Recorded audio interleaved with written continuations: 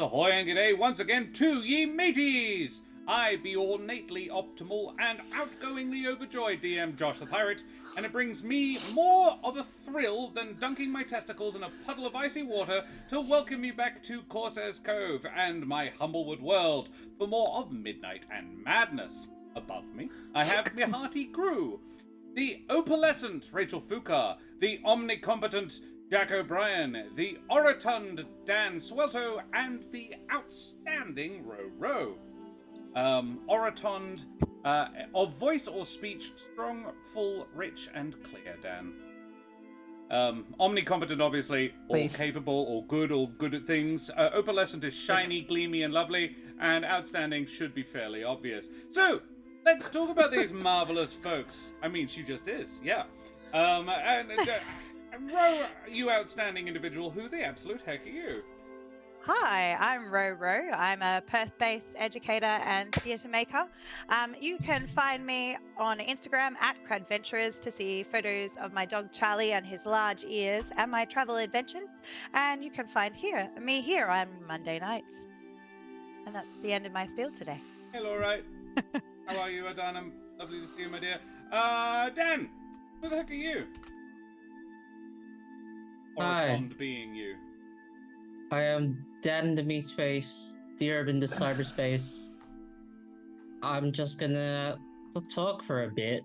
I don't know what to do for this bit, so how are you?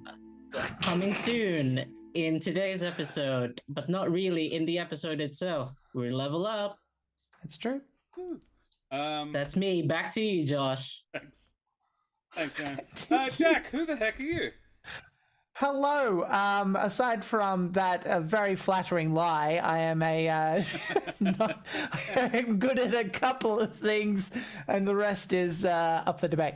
But some of the things I'm good at is I am a professional game master. You can find me at www.dungeonmasterforhire.com.au, where I can run all sorts of different things for you. If you don't have a game master yourself, you can also find me on Twitch, where we play all sorts of different stuff, including Game Master Prep for those games as educational resources. If you don't know how prep works, or you can have some ideas, steal them from me. That's what it's there for. Or you can watch us play various video games. We just finished Inside, which is a dark puzzle platformer and is fantastic. You are welcome to watch it, though I will say you should go and get it for yourself. Screaming recommendation. Very, very good game. A+. That's me. Oh, okay. Hey, Omi. Good to see you. I'm glad Omi is here as well, because we are doing Rolling for Level Ups today. Omi, stick around. And Rach. I mean, I'm not glad. I hate it when Omi rolls. But no, I actually am Rachel now that I think about it. Yeah, I do a lot of things. Yeah. Jack, do you ever find there was an Instagram video I saw recently that I hated but also laughed.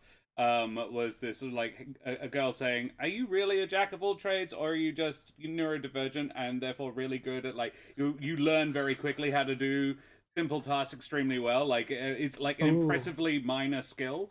Like all these things that you can learn, anything that would normally take a neurotypical person would take a day to master, you can pick it up in about 45 minutes." I haven't had myself tested, so I genuinely don't know. But I will say that I wasn't calling you out for neuro. No, I thought you were asking me a question. Sorry, I misunderstood.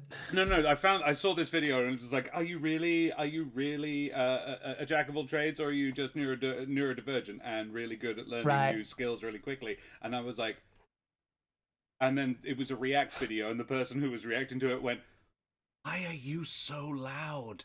This is my only thing. I am a Midwest 6 at best. You just gotta stay back away from me on this one." And I was just like, hurtful but true. Yep, shut up. This is one of my few strings to my bow. I'm good at things quickly. Leave me alone. I'm a quick study, and that's helpful to me. I can relate to that. Yeah. I've never done the thing. But I haven't been tested either, but I'm pretty fucking confident I have ADHD. Rach, who the heck are you? Hello, my name is Rachel Fukar. I'm a writer, actor, creative trash at large. Maybe other things. Maybe I'm the jack of all trades. Who can say? Yeah, you can claim that shit now. Jack isn't. You can be the person you want to be. I'm taking it. It's mine now. Yeah, because there's only one thing. There can only be one. Anyway, one of my trades is I wrote a book, and you can find the book here on the internet. It's called The Rings of Mars. It's a sci-fi. It's good, I think. Check it out. And I be Josh the Pirate, and you can find me here on my channel Corsair's Cove, where I play a bunch of different games, including D&D. Tomorrow night, Karen and I will be back for more Slay the Spire, because we want to do that, and it's Valentine's Day tomorrow, so we want to hang out. And we're going to do that instead of Tactics, because that'll be fun. And we haven't seen a lot of each other recently. Nice. Other than that, yeah, you can find me over on the D&D podcast There Be Dragons, where I play the infamous and deadly pirate Sken Felspar, and, to a lesser extent, but still there, his little dragon, Rosh. Rosh is really fun as to just sort of interject, oh, by the way, Rosh does this, and everyone goes, oh, and carries on with their lives. And Rach, and this hasn't been fully, formally announced, but Rach has started working with us as well, and Rachel's character met Rosh yesterday, and it lightened my heart. It was really it was a very adorable interaction. And who's this little guy? And Rosh was like, I like her a lot. She can stay. Does she have bacon? She can stay. Yeah. It was fun. It was very cute. I think I called him a handsome little gentleman. Yes. And he was like, finally, someone notices. Look at the way he sits, very distinguished. Yeah. Yes, he is. Yes. He's actually looking really weak and weedy at the moment. It's he had a bad interaction with a trident recently. I mean, you have very few good interactions with the pointy end of a trident. So, mateys, before we go any further, we do need to talk about the Ukrainian people. Who are having a bit of a shitty time of it right now. And if you have any pennies in your digital wallets, it'd be groovy if you could donate to them, because we think they deserve all the support they can get. So there's a couple of links in chat, the emergencyactionappeal.org.au, and the Curious Compendium of Slavic Myth. Both of them are good places to donate your charity dollars. One of them gets you a D&D booklet, as well. That one's the money goes to the British Red Cross, and the other one is just an Australian appeal that gives money straight away to the people who are fleeing violence in Ukraine. Both of them very worthy causes, and we'd appreciate the heck out of it if you could consider throwing money that-a-ways. But I must also remind our open-minded, one-of-a-kind, and possibly even out-of-this-world audience to please like, follow, and subscribe to all the things, you bloody champions. We have all the exclamation mark socials. You can check us out on our YouTube, and you can see the Discord. That's not how you spell Discord. Discord. There you go. That's also not how you spell it. I'm bad today. Discord. Because I have fat fingers. There. That's the one. Yeah, on the YouTube, you can also see our most recent Yusuf video, where Yusuf delves into multi-classes you may not have considered for the Paladin Druid cross-class, which is the more and more everybody was thinking about it, they were like, oh, that's real good. Yeah, it's nasty. It's a very nasty combo. And I had good fun making that video too. Right. We also need to shout out Sirenscape, who are providing the music that is gracing your ear holes, and our marvelous friends over at Wooten Forge. Wooten Forge Gaming Accessories, makers of Australia's finest handcrafted wooden tabletop accessories out of exotic and Australian hardwoods. I've said it so many freaking times in my life now, it's really fun, it just rolls off the tongue. They are gorgeous things. This is my wooden one, it's made of Jarrah. It's got a little, mock leather lining on the inside. They've embossed the picture of Wooten Forge's logo, but you can get whatever the heck you want embossed. They laser engrave a whole bunch of things. They make DM screens and pens and other beautiful things, and I heartily endorse you checking them out. There, in the link I put up in chat. Cynical, thank you very much for the follow, you bloody champion. Avast, matey, you wee scallywag. Thanks for joining us. Hope you enjoy, because we're about to get into it. In fact, I think it would behoove us to have a bit of a recap. Jack, could you tell us what the absolute heck happened last time? You're muted. Certainly, I fixed it. As always, the music that you should absolutely not play on the stream, but you can have in your ear holes because that's what I always play in my head during recaps, is there. Feel free to click on it. I'm going to put on pulsing techno. Yeah, please do. Whatever you want. All right. When last we left our heroes, our intrepid adventurers found themselves limping out of the frying pan into the fire. If the fire had legs and wasn't on fire and was a house. Said house was beating enough to put Helvig down within seconds as he attempted to distract it as the party split, with Trish and Esmeralda leaving to take Celinox's body to safety. Safety turned out to be an illusion though, because despite their best efforts, the house just kept coming. Helvig ended up downstream and was gone for several rounds of combat, being whittled down to a nub. All the while, our dear Celinox was not having the rest she appeared to be. Appearing outside of her body, Strahd himself taunted and cajoled her to take a totally free, no-strings-attached gift of his power that she refused, until both Esmeralda and Trish became unconscious. Picking her cheek in true pickups artist style, Strahd von Zarovich brought Celinox back to life, and then some. With her help and Helvig bringing up the rear, the house finally fell. But now, had a new problem arisen. Celinox tried to approach Smoothie to reassure him, and more importantly Helvig, who had a magical barrage with her name on it, but Celinox couldn't avoid seeing the fear in her young friend's eyes. After a test with the magic circle proved beyond a shadow of a doubt that if nothing else, Celinox was alive, Smoothie decided to take her advice from a few days ago and tried to understand her perspective. He took her hand and reassured her he knew what Strahd was capable of, and that he wanted to understand her decision even if he couldn't at that moment. Helvig, already moving on from the encounter with uncanny glibness, maybe might blow up in a second due to traps as he enters the house.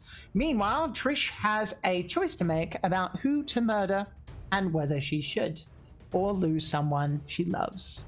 What will she do? Find out tonight. Whoa.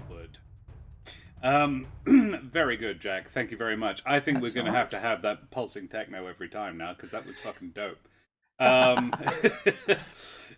Yes, well, mateys. I think that summed it up nicely. May crows attack your hostile buildings and all your picnics in the astral realm not be with evil mass murderers, as we head, tremulously at first, and then with mounting anxiety and dread, into Barovia.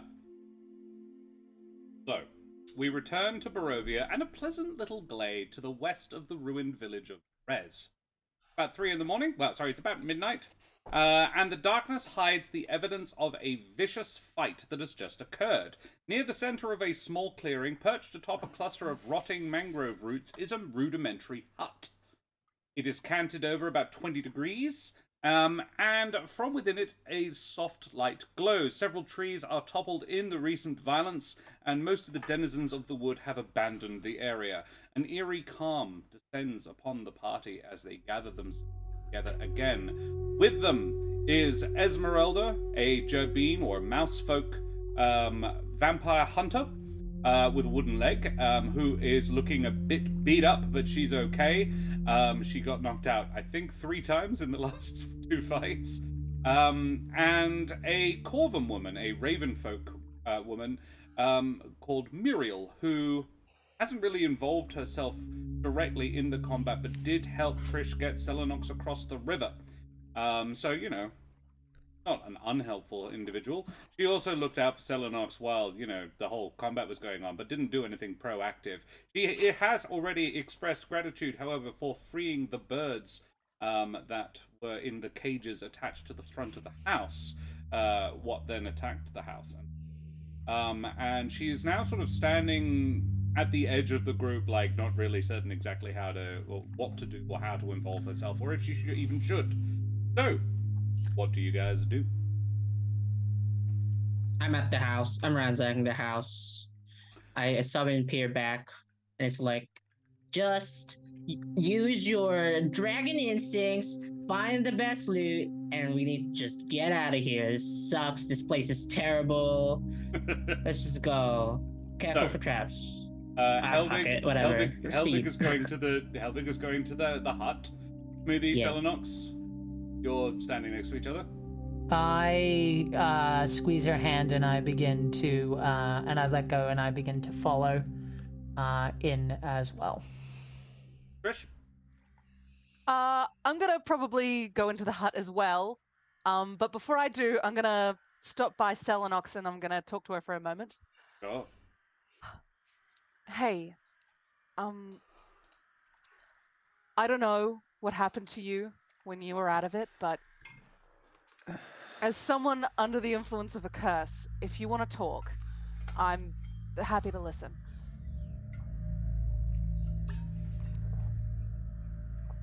Yeah.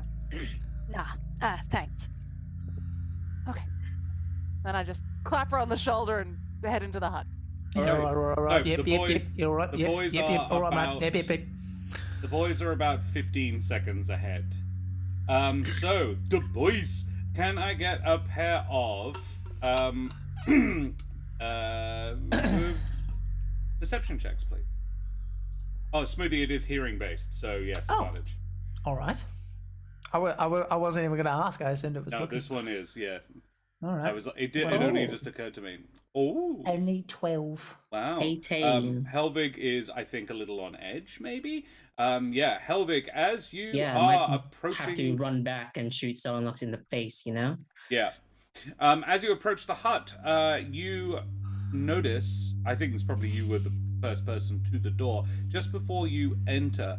This house is, the boards are rotten underneath your feet, so you actually have to watch where you stand a little bit, just so that your heavy metal frame doesn't just go straight through the floor.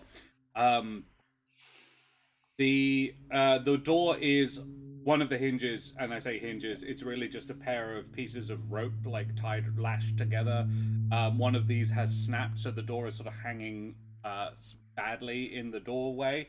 And from within, you can hear a baby's laughter. Oh, for fuck's sake. Oh, good.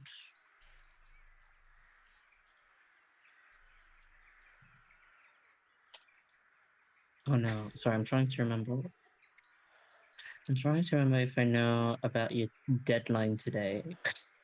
You can probably have worked it out. You know 3 days is the limit, I think.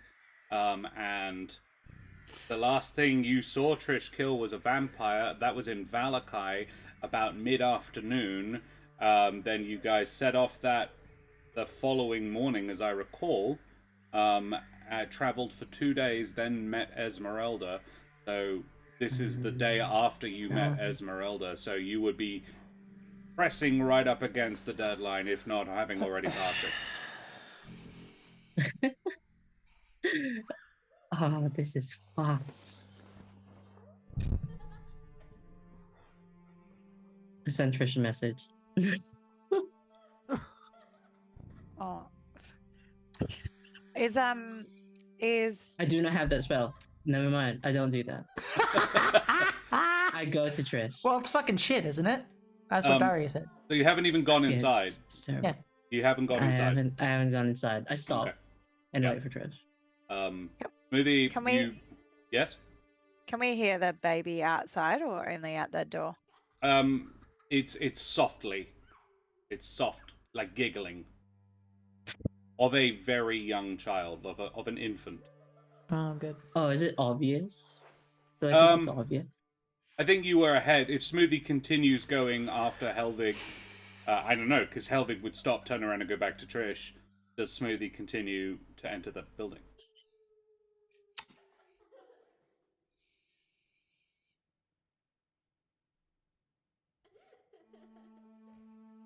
I suppose that would what makes the most sense under the circumstances, just trying to like, if I happen to notice something from Helvig's face with a passing passive insight, perhaps I of don't know. 17.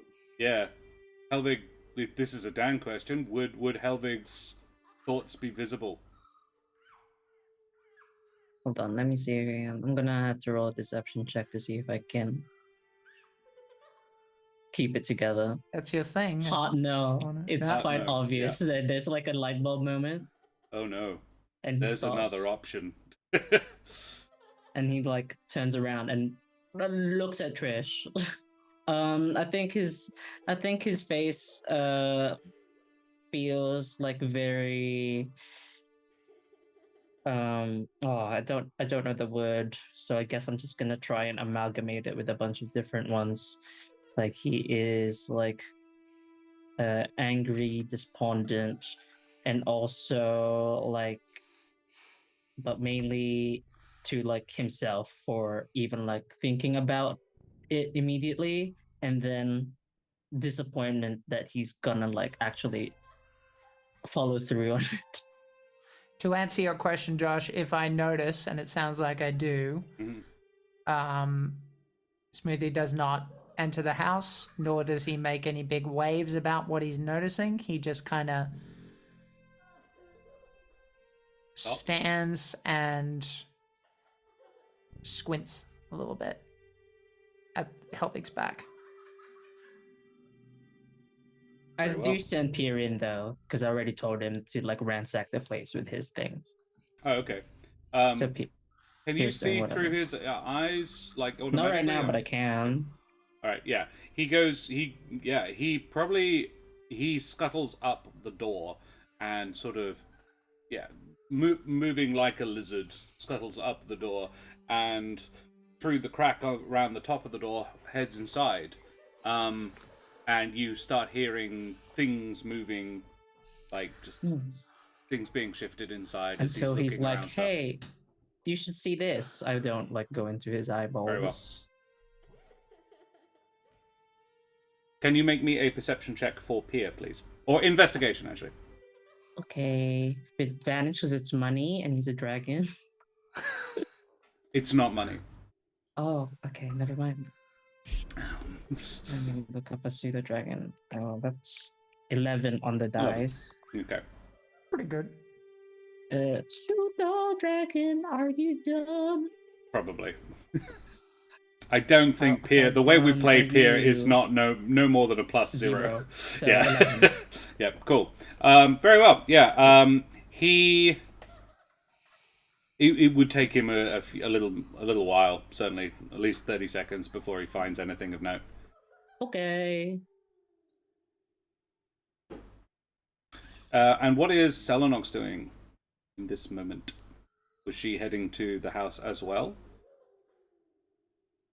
She's aware of Smoothie in the doorway on his own, but not making a move for the house yet. Just kind of watching. But I think the not people who are necessarily moving... looking like she's watching. Yeah, the people who are... And Celinox, you, I think, have probably just become acutely aware that you can see as if it were daylight. It is... You're an owl. You have good night vision, but it's night vision. This is not night vision. This is... You see the world as Strahd sees it. Cool. Are you two having a conversation, or are you just standing there looking at each other? Well, this is it. I was like, Helvig was walking back to yet. Trish. Yeah. Okay. So I'd be just behind them. All right. Hey, Trish. Yeah. This is gonna. There's no good way for me to say this. You're close to your thing, right? Yeah. I'm either close or past it. I'm not sure. Do you hear it? Hear what? I kind of just like put a thumb and point towards the like house behind me. I'm gonna walk up to the door. Yeah, Trish, if you're listening for it, it's definitely audible. You can hear the soft giggling of an infant. And Smoothie probably hears it by this point as well. Is that, were you He's speaking expert. like ridiculously quietly, Helvig, or like I was right behind? Would we have all heard that? Hold on. I'm gonna roll to the side because I don't think. Okay, I think I'm focusing on speed. Yeah. Yeah, it's me. It was, yeah, okay. So, yes, you all heard it, and then you all train your hunter's senses upon the door. I would say, at this point, all four of you, plus Esmeralda, are aware of the laughter inside, and Esmeralda might say, I don't want that, anybody. that woman, she... There were stories of her rituals. It is said she bathed in the blood of creatures to extend her life. I thought that's what the goats were for. Oh, that's fucked. We should. Celinox is gonna storm for the door of the house. And check if it's a trap. I think I'll go as well, but like just yeah. but with different intent. Is like I'll probably say, oh, it's probably hungry then. Wait. Look, if it's a child, obviously we need to save it. But, oh look, there's a child inside this cabin. Better get to it quickly. Don't check for traps. We should Okay. check for traps. and at that point, Helvig, you hear, Chad! Okay. I just let go, turn to my head like I'm taking another phone call. It's obviously Pierre, like, yeah? What's up? Did you see? You look through his eyes, and it's a relatively narrow field of view. Pierre appears to be sitting on a table, looking at a small porcelain cat. Oh. It's black, and it has a name tag around its neck, and it is it's a little pink collar, and it has a name tag on it that says Chet. Beyond it, you can see a crib, but his focus is on the cat. Yeah, cool, buddy. While this is Here, happening, and you hear valuable. Go ahead. It does look shiny. I'll keep it in mind when we go in. But Pierre's been in there for about a minute now and has not activated any traps. Pierre has gone in. That's what I was going to say. Yeah. While this is happening, it's like he's gone through the front door. So I'm just like, well, we'll just go where he goes. And I'll walk through the door. You do. It takes a little oomph of your shoulder, but it's not impossible to open. The hut is 15 feet to a side and packed with old furniture. A narrow bed with filthy sheets, a wicker cabinet, a slender wardrobe, a wooden table upon which Pierre is sitting, a stool, a barrel-topped wooden chest reinforced with brass bands, and an iron tub. In the middle of the room is a ghastly wooden crib covered with carved scenes of murder and debauchery. Within is an angelic Terran child.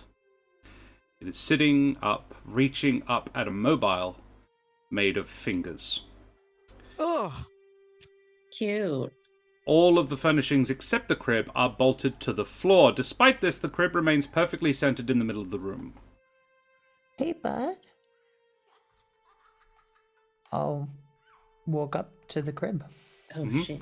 Smeagol's in the room. Presumably, the rest of you sort of gather around the I open the door. Yeah, I meant like I was still in peer vision. So, So yeah, Helvig, you see Smoothie walk in. You go, oh right. Oh shit. Yeah, because I don't hear what's happening around me, so Yeah. don't catch up. I'll lean over and I'm gonna grab Smoothie's hand if Smoothie goes to touch the baby. The baby does not appear to react to you. It is obsessed with the little floating fingers. They are rotten. Oh. Yeah. But interestingly, no smell. I'll see that that Celinox is holding my hand and go, do What? Well, I mean, that's creepy as fuck, mate. Might want to think about it before you touch the creepy as fuck child. The child isn't doing anything, so it's just being a child. It's just a child. I don't know, but I'm telling you what I'm looking at. I just see a kid. Yeah, well, you might want to be a bit more sure that it's just a child before you fucking touch it, mate. Celinox. Make me a straight intelligence check. I know it's not. I know it's not your best stat, but it is what it is. No. 5. No, don't worry about it. I don't think you're really looking at the kid. I think you're looking more at Smoothie.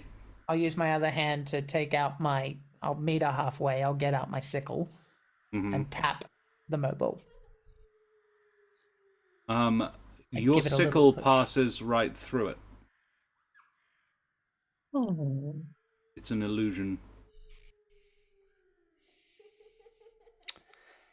Okay. I'm very tired. I think we're all very tired, and I don't have any way of being able to tell. So if you want to try something, let's try it. But as far as I can see, this is a kid, and it's probably hungry. So what are we doing? You reckon Esmeralda could do that blue shit on that? Maybe. What is it you want? Do you want me to verbally describe it? Do you want to come take a look? We could use your expertise. No, she's at the door. She's like, what is it you want me to do? She is looking punch drunk. Look, and I'll wave my thing through the mobile. Oh, yes. There's a child here. The mobile is it's not even looking at part of the bed. Part of the crib.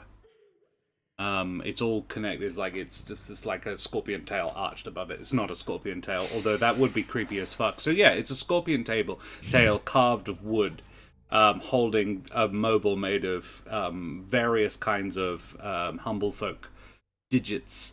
And she sees it and goes, you would like me to dispel that, or well, that sounds like a good idea. Yeah, if you think it would prove it's something, wouldn't it? One way or the other. Let me just check what Magic Circle does exactly again, because that's really the only thing she can do about this. It would determine. It means something can't go in and out. Choose one of the following types of creatures: celestials, for elementals, fae, fiends, or undead. It doesn't really banish any. Doesn't prove if anything's an illusion or not. No. Can I get into my pouch or my bag or something and just take out some sort of snack and just drop it in the bed and see if it lands on the solid? Yeah. Or if No. it's just it passes straight through. You aim it for the kid's lap, and it hits the lap and goes straight through. It hits the floor underneath, and it's at that point that you notice that there is a faint green glow emanating from the floorboards, beneath the floorboards, underneath the crib. Is it? It's a Terran child. Yes. Is it a little boy? Yes. Oh, lady, that's fucked. It's her favorite memory, huh? Okay. Look, how about this? We probably don't want to use our potions. Whatever we want to do, I'll take a step back because I can at least make sure that none of you choke on your own blood. What? If you die, I can stabilize you. Okay, I don't know what you're doing. As I'm like, Celinox is rummaging. gonna reach for the green glow wherever the wood above the green glow. And from the door, you hear Muriel say, "That is what empowers this house." Oh, good. Your hand passes straight through a part of the crib, Celinox, and yeah, you find the floorboards are rotten, and there is definitely it's describing it as a warmth is in fact isn't the right way. In fact, it feels like life, which obviously is a very strange sentence, but it feels like the summer sun on your back. Can I grasp anything, or is it? The light that touches your fingers feels like that. It is shining up from under the floorboards. So if you're wanting, you'd have to pry the floorboards open. Can I? Yeah. That's my... yeah. How would you go about doing it? You just get your claws in and try and pull. Yeah, I mean, yeah. It's rotten wood, but you will. It's an athletics check. But yes, you can do that. 26. 26. Yeah, Celinox, I think you've just had enough of today. You just reach in around, and once you feel that, you just like, oh. And then you just plunge your hand fully into the illusion and just rip one of the biggest floorboards out. You find the end of one and manage to get your claws in. You find your claws have particularly good purchase on the floorboard, and you pull it up. The crib goes flying against the wall. Still, it's like a video recording. It doesn't stop, it doesn't change, it doesn't react to stimuli, but the entire thing goes like flying across the room, attached to the floorboard that you picked up and threw away with way more strength than you intended. Sorry. Whoa. And it's now on its side on the bed, continuing. Still hear the laughter. The baby is having the best time with its and underneath, in the hole you just created, is a 3-foot dent in the stump underneath the house. And within it, you see, it looks like a pine cone, but it glows like a fluorescent green. Yeah. Pine cone from Chernobyl. Yeah. Does anyone pine cone. know what that is? It doesn't look welcoming. It is nice, actually. That belongs to the Martikov family. The Baba stole it. It is part of the Wizard of the Wine's winery. Oh. So, They would probably be very grateful if you returned it, but I cannot force you to. Diamond valuable, maybe, if we can't find any. All right. I'm going to pick it up. If You I do? can. Yeah? Yeah. It's quite big. It's a fairly chunky thing. It's a decent sized pine cone. About the size of a cat's head.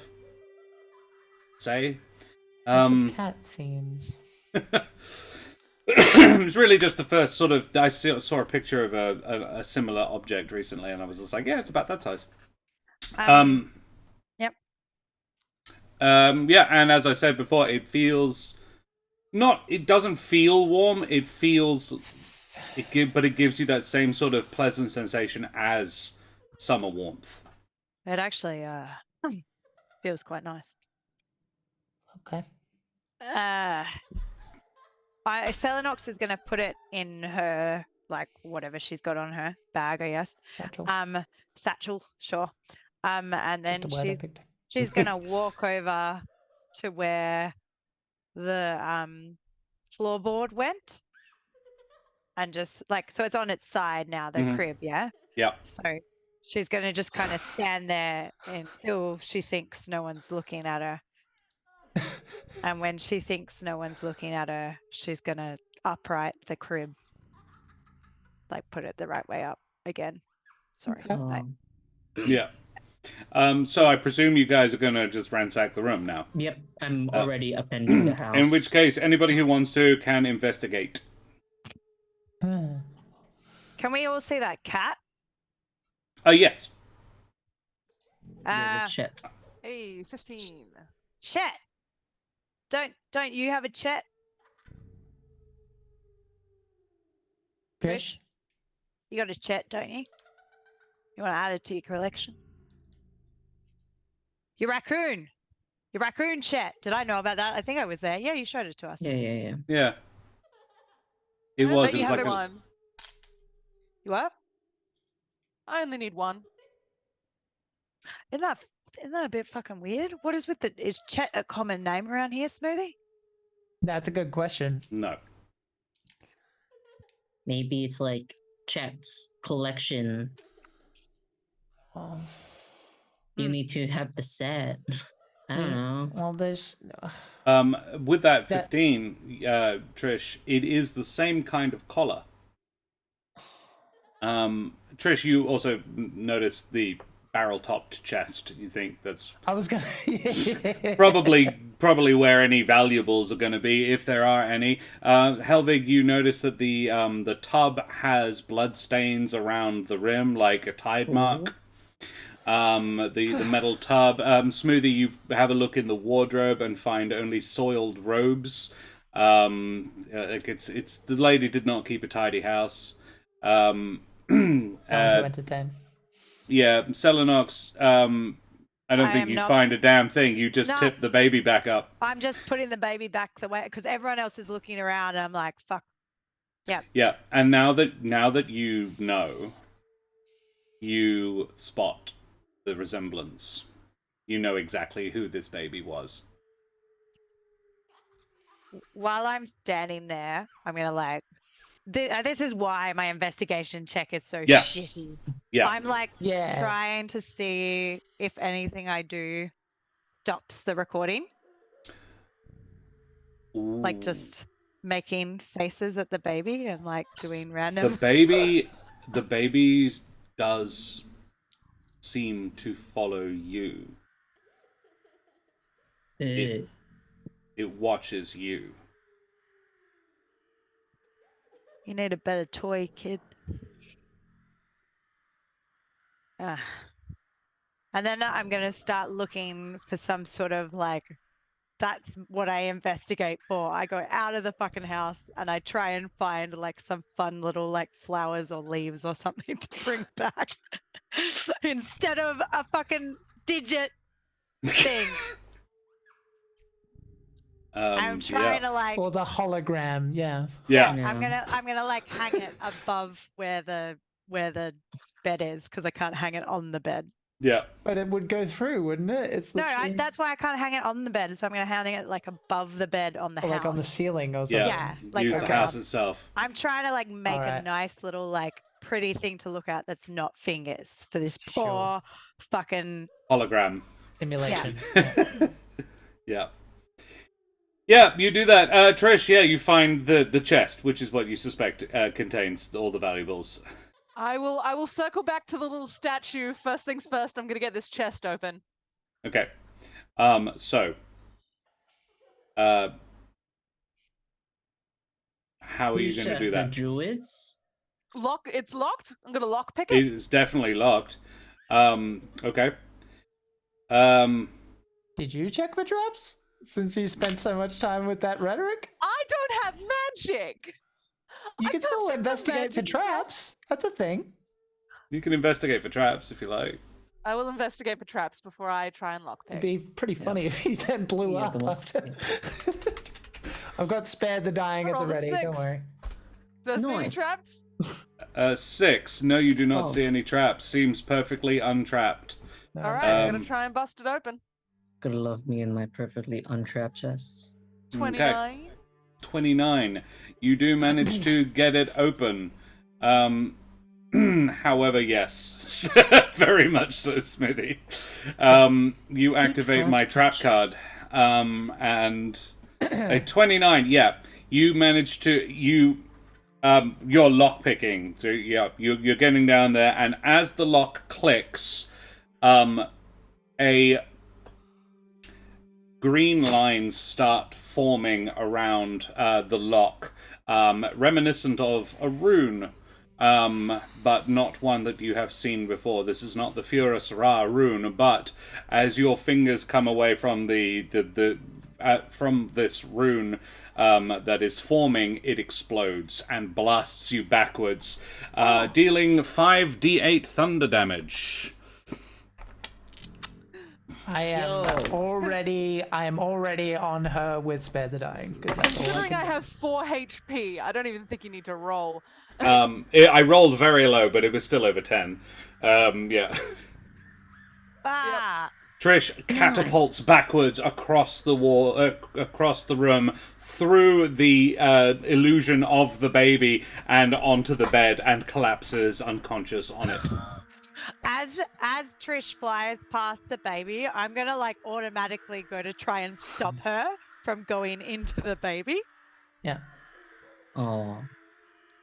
Just And I think mid journey as well, I would have just activated the last bit of sputtering flight just to kind of tap her on the head to make sure she doesn't hurt herself. Right. I am momentarily distressed until I see. She's fine. She's fine. She's fine. Already. Yeah. Fine. Trish is unconscious, but lying on a filthy bed, but she's okay. She's just honestly, breathing. At this point, a bed is a bed. She's unconscious. Yeah. She is stable.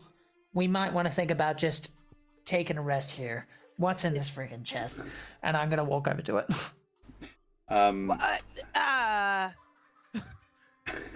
As you open the... What was gonna happen has already happened, surely. It's been opened. Yeah. As you open the lid of the... No. She just unclipped the lock. Sorry, my mistake. I thought she would have opened it. In that case, Helvig, take 2. Oh yay. Don't forget to check for crunch. Not because I want you to take the damage, but because I'm the only one. He's the only one who can heal people. Wait, that's not what you want. Oh, whatever. It's no skin off my back. Helvig, you reach in and it's quick. You just fling the lid open. Yeah, just fling the lid open. Very well. Whatever comes. As you do, Trigger all the traps at once. Exactly. As you open the lid of the chest, the fingers of a hand emerge from the gap and seem to assist you as you throw the lid open. Thank you. It springs open, and a quartet of these hands leap out at you. Exactly those things. The fingers are rotten and stained with a deathly pallor, and Helvig, you're going to get 2 attacks. Can I say that if I have time, I was wrong? Can I use my turn undead on my shield? Because I actually do have a turn undead from the shield you gave me. This is a surprise round, but afterwards you may. Yep. Well, all right. A filthy 20 to hit. It's not a lot of damage, but it's 3 points of damage as one of these hands reaches up at your face and scratches you. Its claws digging into your porcelain face. Smoothie and Celinox are also both going to get a scuttle of these creatures. These little hands running around on their fingertips scuttle towards you. Very face hugger. Smoothie, a 17. 17 just misses. Just misses, and Celinox a nat 1.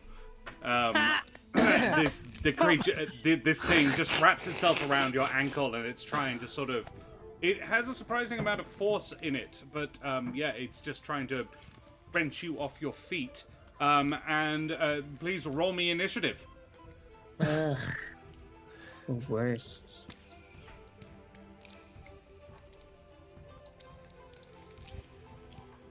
Your master's dead. Get over it. We can't. But they've got very, very short legs, so they can't get over much at all. Okay, so the hand's got an 11. Helvig? Natural 20 for 22. 22, okay. Celinox? Oh, sorry. 7, I think. 8. 8. And Jack? 14. They got a 14. Okay, so you all get to go. I'm sorry. Yeah, Helvig. Esmeralda gets a 13. So, how many are on me? 2. Why not? Smoothie's not close, yeah? You're all within 15 feet of each other. The room is only 15 foot square. Okay, but these things are he's not tiny in and they're five, occupying each other's, like, your spaces, basically. But he's not in threat with you. He's not next to you, no. Okay. But the two things next to me have to make a con save. As Very well. they just do word of fire. What's the save? Constitution for 15. Both fail. Great. They take 5 damage each. They both immolate. They roll up. They sort of curl up slowly and roll onto their backs, their fingers curling in like a dead bug. I step on one and I'm like, fuck off! And there is very a much so. crunching of bone underneath your fingers. Underneath your foot, rather. That's me, because that's my action. Very well. Next is Smoothie. How many are left? 2. 2. Let's just Sacred Flame it. Dexterity save 16. The one that's attacking you fails, dies. Yeah. Yeah. Like 15. They have points 2 of hit damage. points. Yeah. Cool. That's it. Yeah, similar deal. This one, it just goes off like a torch, and just it runs around in circles for a couple of seconds, and then just sort of collapses onto the ground and falls to its side. Celinox, it's actually the hand's turn first, but Esmeralda is there, and Esmeralda, like, it sees the one that's like holding onto your ankle. And Esmeralda draws a rapier and just screams, "Yeah!" Missing, I think. Oh no, she got a +8. Yeah, she hits.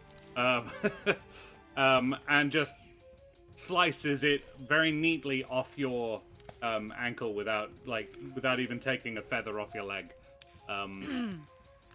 Just Thanks. sort of knocks the other one away. I really hate those things. Fair. Are we done? I don't Fuck. know what else is in the box. I keep rummaging. I just go like boof, boof, boof on the box and be like, come out! Whatever the fuck! Blast me! There does not. Nothing else comes out of the box. Wait, what's in the box?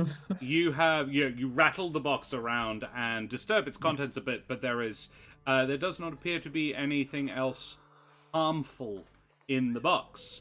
There is a large sack, like a money pouch, but it's huge.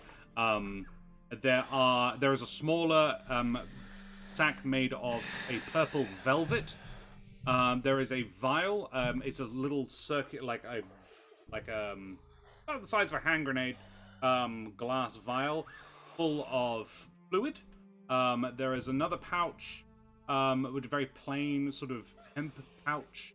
And then there is a little wooden box, a long, thin wooden box, about a foot long and about 3-4 inches wide. And in one corner, a tiny polished agate stone carved in the shape of a chicken's head. Wow. So what's in the box? I just start What's in the fucking unloading box? the box. They can No, deal with open it. I'm gonna pick up the remains of the hand and shake it at the baby. See if the baby's attention switches from those hands to these hands. It does. Oh, what is it with you and hands? Fuck. It's creepy. Yeah, just look inside each of their pouches, but not really touch anything. I'll let Smoothie. And Smoothie's the one that's like, I need the money. So I'm just Yeah. look, So looking through the put down. pouches, you discover diamond. an awful lot of gold pieces. Gold. Yo, You find 5 gemstones in the purple sack. 2 diamonds, a ruby, an emerald, and a huge opal. All would be worth about 500 gold pieces each. Each diamond's worth 500. Yes. All right, good stuff. There are also 2 scrolls of paper in there.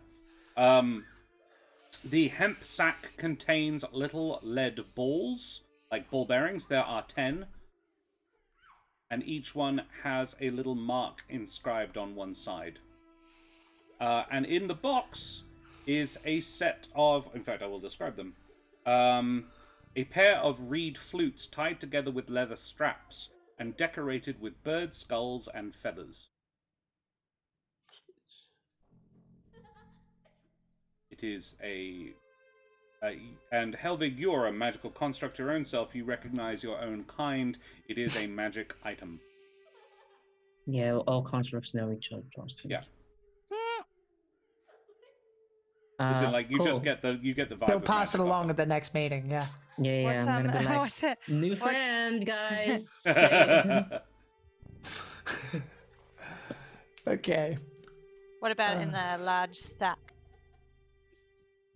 In the large sack? The large sack was the money. It's, if you take the time to count it, and I'll tell you now, 1,300 gold pieces.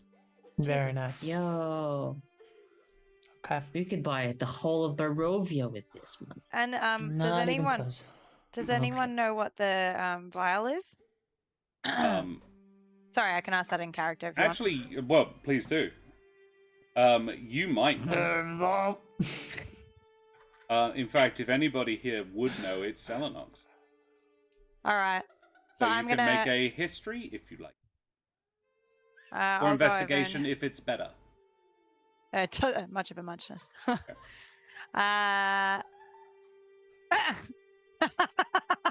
No, never heard of it or seen it. The vial contains a clear gelatinous oil, sparkling with tiny, ultra-thin silver shards. However, you have no idea what it does or is.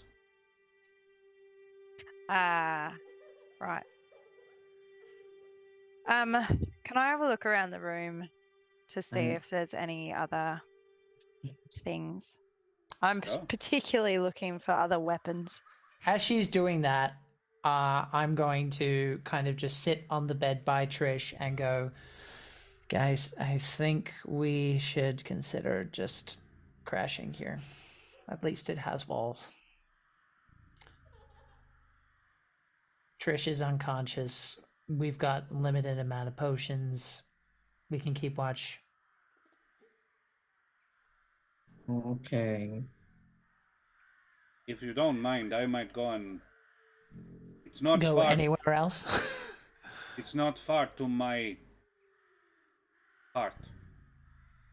If you want to bring it here, we won't say no to sleeping there. That was my thinking. I will Yeah. go and get it.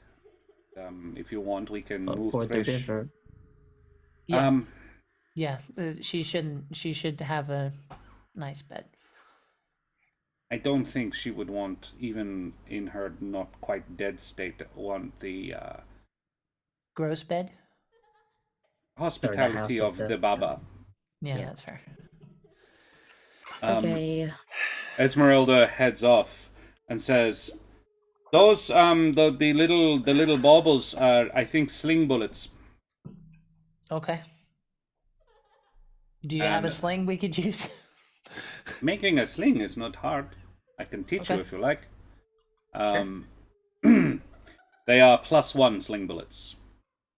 Oh boy. All right.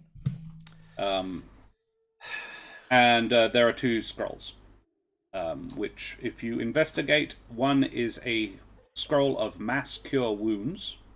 That's good to know. And the other is a scroll of revivify. Helvig, do you think you can cast this with your toolset? Let me check. Keep forgetting to put it in a different thing.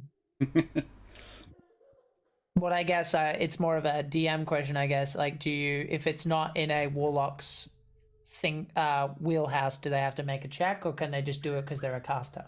I have, like, I am not up on this particular ruling. On this particular rule, I had assumed anyone could read a fucking scroll. Kind of makes sense. The magic's done for you. All you need to do is verbalize it. I have no issue with anyone reading a scroll. I don't see why not. That's fine. I certainly don't see why it has to be within your spell list. I mean, if it's within your spell list, what's the fucking point? Because then you can prepare other things. Yeah, but I don't see the point. It's already cast. It's an expensive item. The whole point is that anyone can do it. I thought. I get it. Yeah. No, So that's me. That's fine. No, let's go with that. So yeah, definitely Helvig could, but as could Trish or Celinox.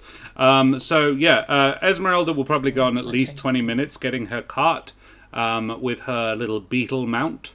But yeah, she'll rattle back along.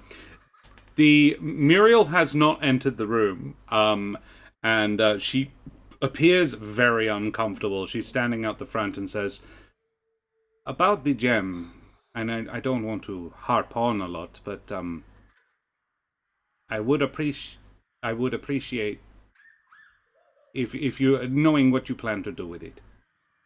Which gem? The green one, the one you found in the one that animated the house. Well, you said it's the Madakovs, yeah? It is. They are good family friends of mine. I am actually here at their bidding. I will be honest, it is why I am here. We were monitoring the Baba, and she had stolen it. What I does was it here. do? What's its significance? Well, it animates this. It is what makes the wines.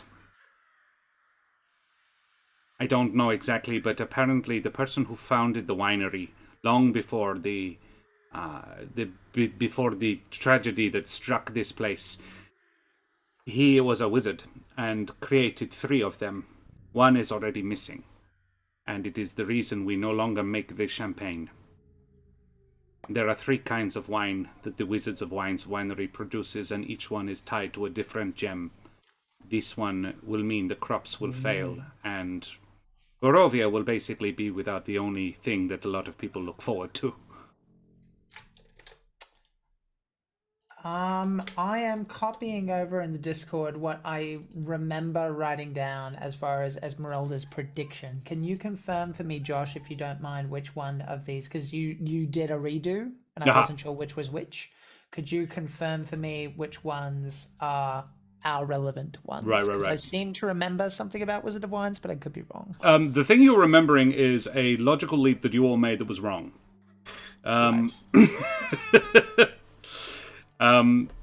However, there is a good reason to go to the Wizard of Wine's winery.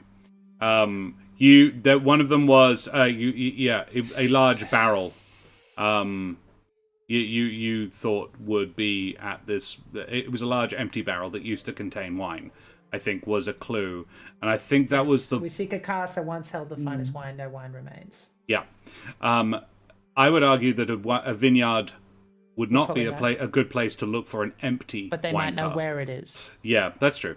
And that could certainly be something they could help you with, where else you would find large wine casks. The Martikovs as well, you've met Martikovs. The people who ran the pub in Valakai was Erwin Martikov. Okay. And his wife Danica.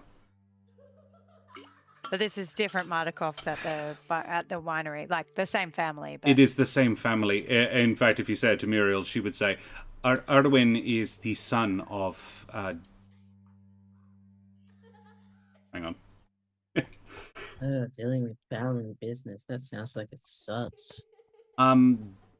Yes, it is... Davian Martikov is the current patriarch of the Martikov family. Erwin is his second son. They don't get along particularly well. No, shame. It is. I am actually beginning to think Erwin has the right of it as well. But you still want the gem to go back to his dad. Well, Davian is not a bad man. He believes Erwin failed in a particular task that I don't actually think he did, now knowing what I know now. That Davian does not know. Right. I believe you have done a great service to my friends, so I will tell you. But it's not well known, but the fact that the Wizard of the Wines is magically powered is also not well known, and I've already spilled those beans. The other gems are both missing. This is the last one. The first one that went missing, Erwin was on watch when that happened. Before he took over the pub in Valakai. His father was very angry and blames him for it. Given who stole this one, I am inclined to believe Erwin was not at fault. Or if he was, less so. Does that make sense? Sure. Go ahead. If you plan to return there, then I will not rob you of the victory that you have won. Take it yourself, but I would request that it go there. It is important to the people of Barovia that the Wizard of Wines winery continues to produce what it does. It's the opposite of where we're wanting to go, I think. And I'm saying this mostly to the other two, not Muriel. It's Jack's always bad with east and west. Yeah, it is back. It's very near Kresk, which is east of here, west of here. Yeah, I'm bad at it too. It's to the west. Remember the card reading, the mill. That's the opposite direction. Oh, you are heading to the bone grinder. Yes, that is east of here. I would be happy to take it if you are okay with giving it to me. I cannot force you to. Even in your damaged states, I do not believe I could force you to. Got that right. Honestly, I don't mind. Put in a good word for us in case we have to go there. I will. I have no doubt Davian would be very grateful. And if you find yourselves in that area, I would endorse strongly going and visiting. He will probably want to show his gratitude. What do you reckon, Smoothie? It's the right thing to do. It's just... I can get it there faster than you can get it there. What can they do? What? It might put a target on your back. That's What can they do? What they make wine? Smoothie probably knows this, but like yeah. what the Wizard of the Wines winery. Capabilities? You would actually be wizards?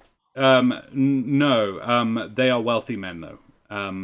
They make the only wine that is made in Barovia, and Smoothie would know that Barovia. There's not a lot of happy things in Barovia, and People like to drink. Barovians love their wine. It is one of the few luxuries that is available here.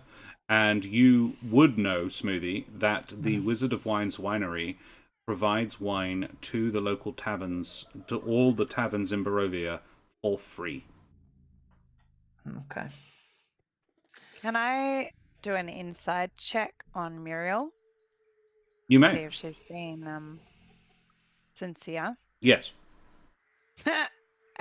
I'll make one of my own. That makes Sure. sense. 9. There you go. We're Joe. tired. We're You are tired, yeah. She does, however, appear to be being completely legit. She is skirting around something she doesn't want to tell you. I see. But she's already mentioned she has made an oath to not reveal something. Can I ask a favor, possibly? In If return it is for within my power, yes. There's things I need, and rather than going into enormous detail, I say the things I need for my spells. Oh, We're even happy to potentially pay upon arriving, but I think the platinum rings in particular are important to me, and I get the feeling that your bosses probably either have it or can get it. We need all the help we can get.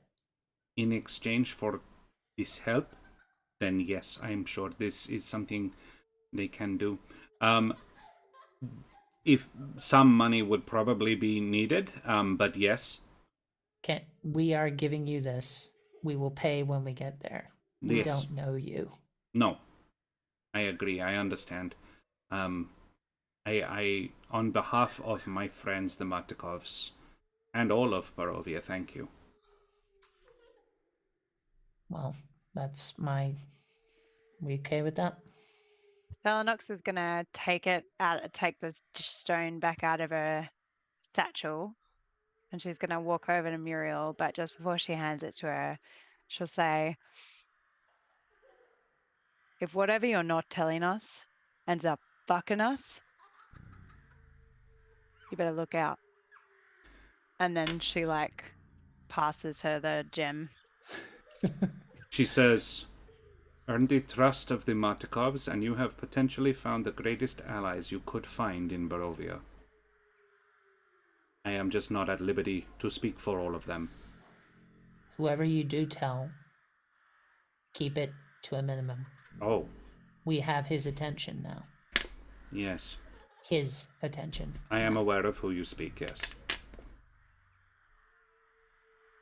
I have been hunted by his mother. I thank you again. And she takes her leave. The one we just killed? Or Yes. the other one? Yeah, that one. Yeah, the fake No. The The fake queen one. is super The dead. queen is long dead, yes. Yeah, well, Yeah. it's not really. It's Yeah. not. Yeah, no. Um, I think only Strahd gives a shit about that difference. did I know. did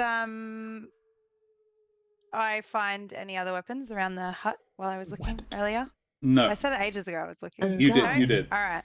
There are no other She- weapons. But Esmeralda did say about the sling. The sling. All right, cool.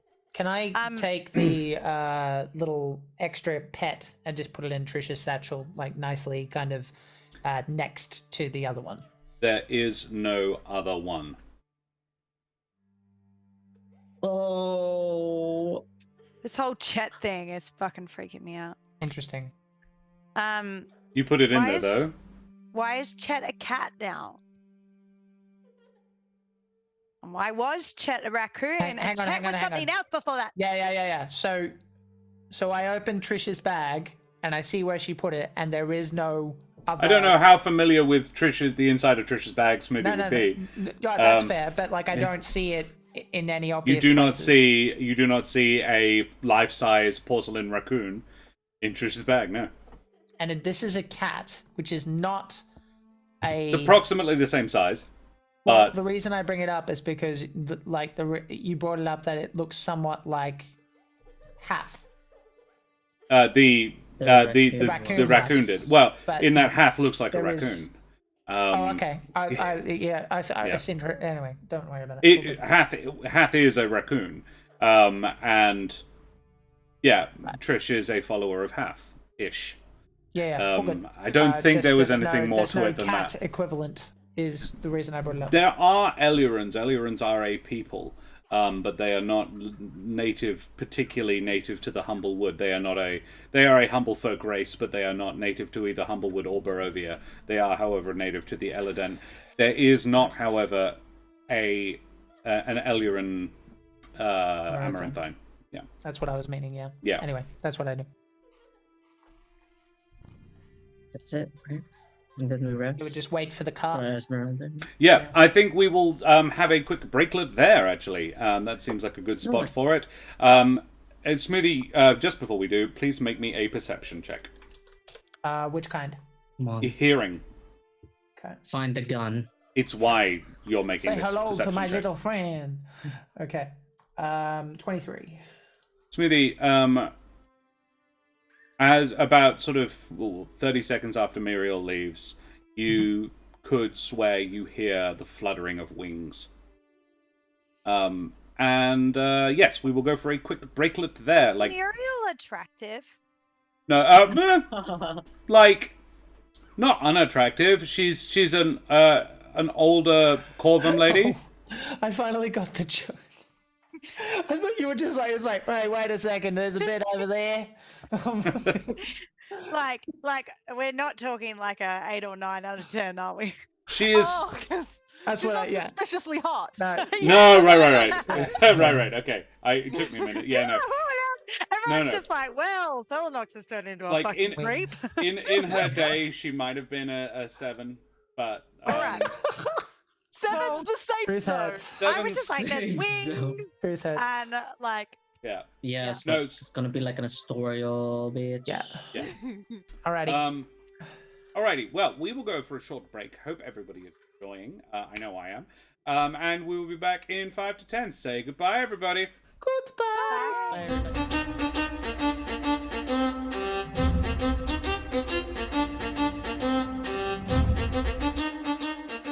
Vast ahoy and good day once again to ye mateys. We be back for more Strumblewood.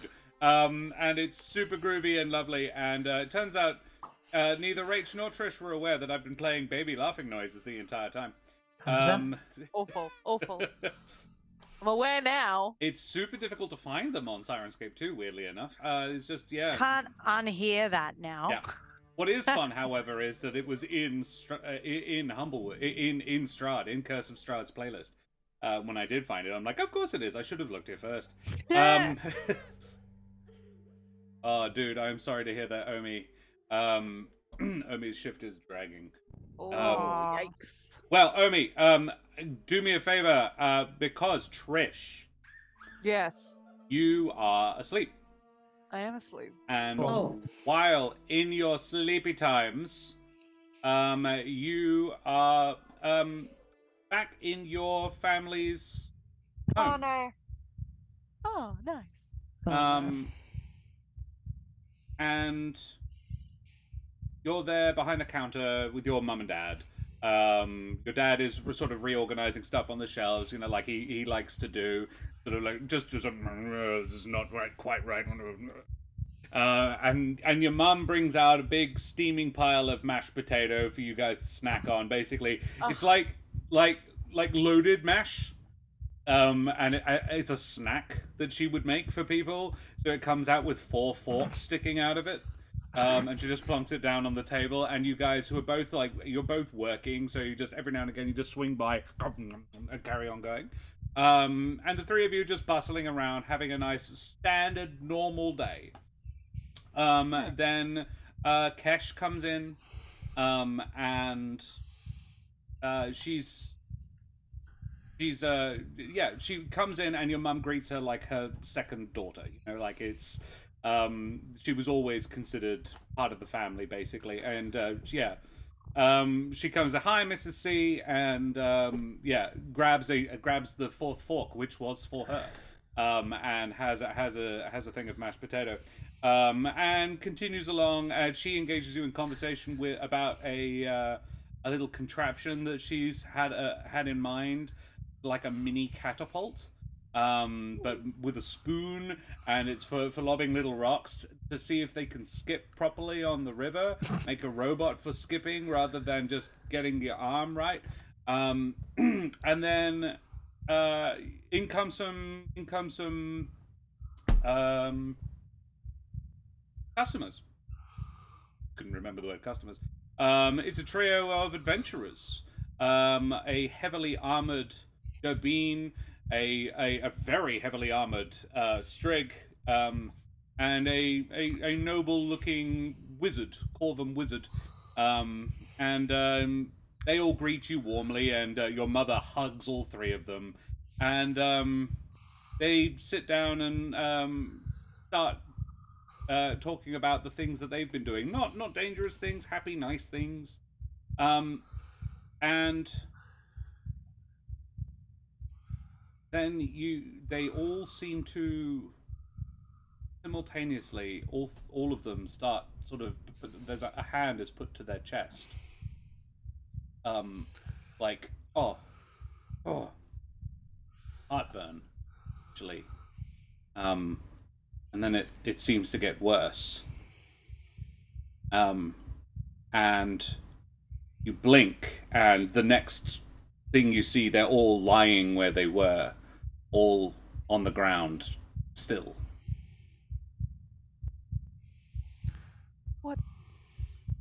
What's happening? And your hand burns. The mark on your hand burns brightly. It's painful. It's physically painful to you. What's happening? Wake up! Wake up, please! And the dream fades once more into the darkness. Trish is stirring fitfully on the bed, Smoothie. Her breathing is rapid. Helvig,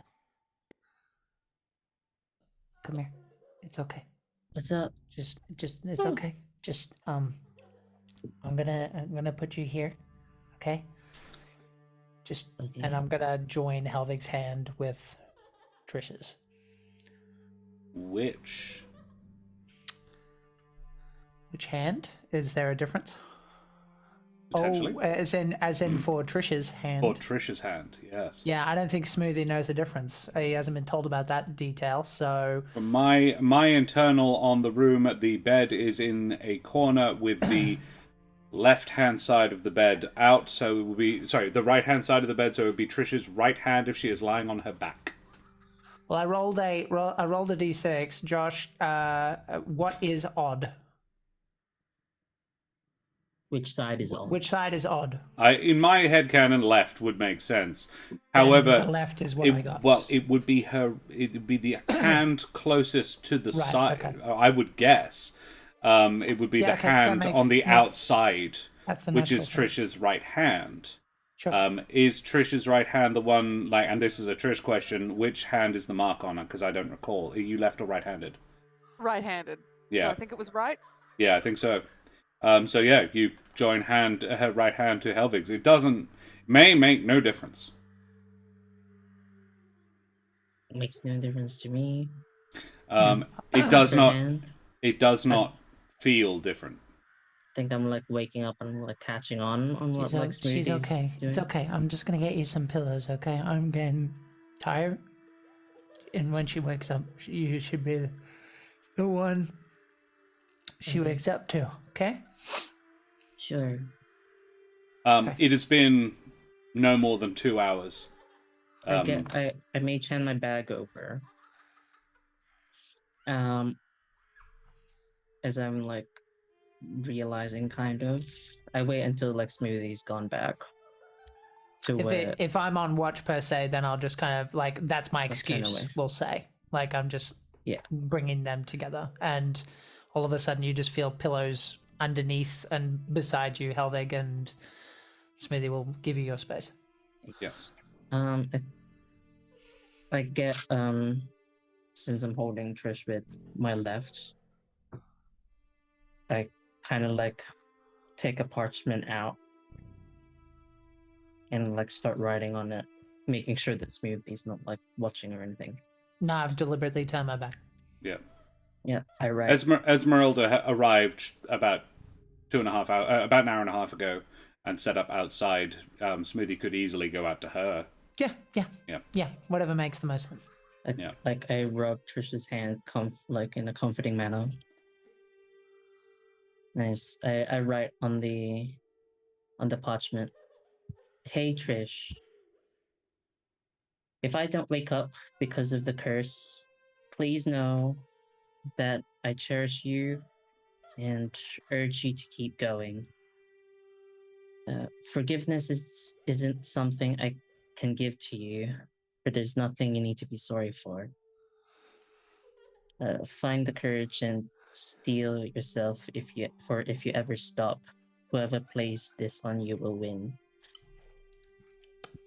Space.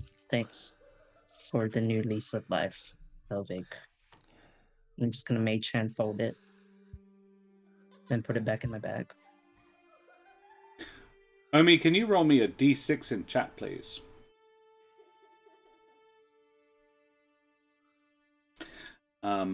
Celinox, you Rach, you said you wanted to. Sorry, not Rach. Ro, you said you wanted to do something else before you left.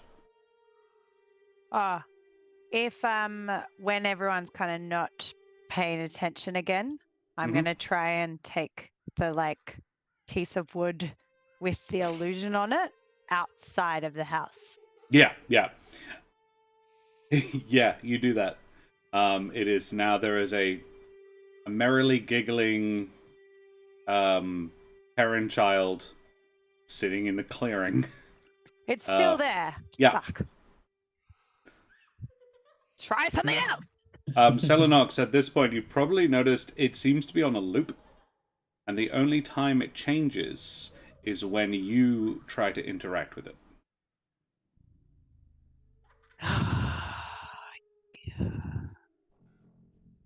Great. So I'm gonna Well, I'm gonna sit outside next to my creepy Terran child. Omi rolled a 5. Thank you very much, Omi. That is very interesting. Interestingly, it means Helvig's still alive. Well, that's good. Because we have established that there are 6 people Trish loves. Well, there were. There were, yes. I just like close my eyes. This episode brought to you by the number. The number. Yeah, just close my eyes, content, like I'm ready. If I'm the one. Very cool. Yeah. Trish. I am actually uncertain on the rules regarding waking up from being reduced to 0 hit points. You functionally get a long rest. Do you wake back up? Yeah, it's time. I haven't thought about that myself, but yeah, I imagine that would be the case. I guess you would wake back up with like, I will say, in this instance, Rach, you will wake back up with, you can burn as many hit dice as you like, and you'll wake up with that many hit points. You basically have a short rest. It's the effects of a long rest in terms of rages and things like that, but hit points you get 1 for waking back up, and then you add as many hit dice as you like, short rest style. They will regenerate on your next long rest. Okay, what are my hit dice? How many hit dice do I have? D12s You have a bunch of and D8s and 2 7, so 7 of them. Yeah. No, it's not D12s. She's mostly rogue. It's D8s and a couple of D12s. Oh. It's 5 and 2, I believe. Start with the D12s. Yeah, start with the D12s. And 2 d12s. roll as many as you like. And adding your con mod every time, so adding +3 every time. So Trisha's character sheet's wrong. Her stat thing on the screen rather is wrong. It says con +1. It should say +3, but that's okay because it's about to change because you guys leveled up during this long rest that you just had. So yeah, let's talk long rest, shall we? So Celinox. I believe in the end we decided we are sticking with Battlemaster. We are sticking with Fighter. We're not multiclassing. Interesting. Yep. So, but we are... You should be pleased. I am. No. Oh, Dan. Dan's shaking his head. I just hate the fact that there was an option, you know? Interestingly, it hates the concept. Yeah. It became not really, like, it didn't make sense given what happened in the last episode. So we eventually decided not to, and instead you are taking a feat, I believe. Yes, I am. For your level 8 upgrade. So what feat are you taking? I am taking Fey Touched, which gives me a handy dandy Misty Step and a first level spell slot, which will be a first level spell rather. Yeah. Which will be Hex. Cool. Which is fun. Yeah. Hex and Misty Step, a very good combo for a fighter as well. And from the... Pardon? I'm just bitter. You want some pepper with that salt? Jesus. Yeah. I want chips with my salt, thank you very much. Yeah. How about some mashed potato? Chips and vinegar, please. Do I long rest before I level up? Yeah, well you are functionally having one now. So long rest and then go into manage and do the things. Yeah, you'll go back to full hit points and everything. Yeah. So, now, Ro, you are relatively new to this. So, you can ask chat to roll. If you ask chat to roll your hit dice to determine your hit points increase, you can pick the better one of 2 choices. Or if you do it yourself, you just have to take the one you get. Yeah, chat can do it. Alrighty. Who would you like from chat? We have a few people. Omi has been very active. And Omi always rolls very high. Oh, way to psycho me out. Yeah, no. Yeah. He's so practiced at this. He doesn't need to. We don't need to worry about this. Omi do one, and then I don't know who's still there. Is Laurite there? If Laurite's there, yeah, we'll get Ardana to do it as well. Very well. So Omi and Ardana, please roll me, and these are D10s. Ardana is here. You. D10. Ardana, I assume, noticed chat again.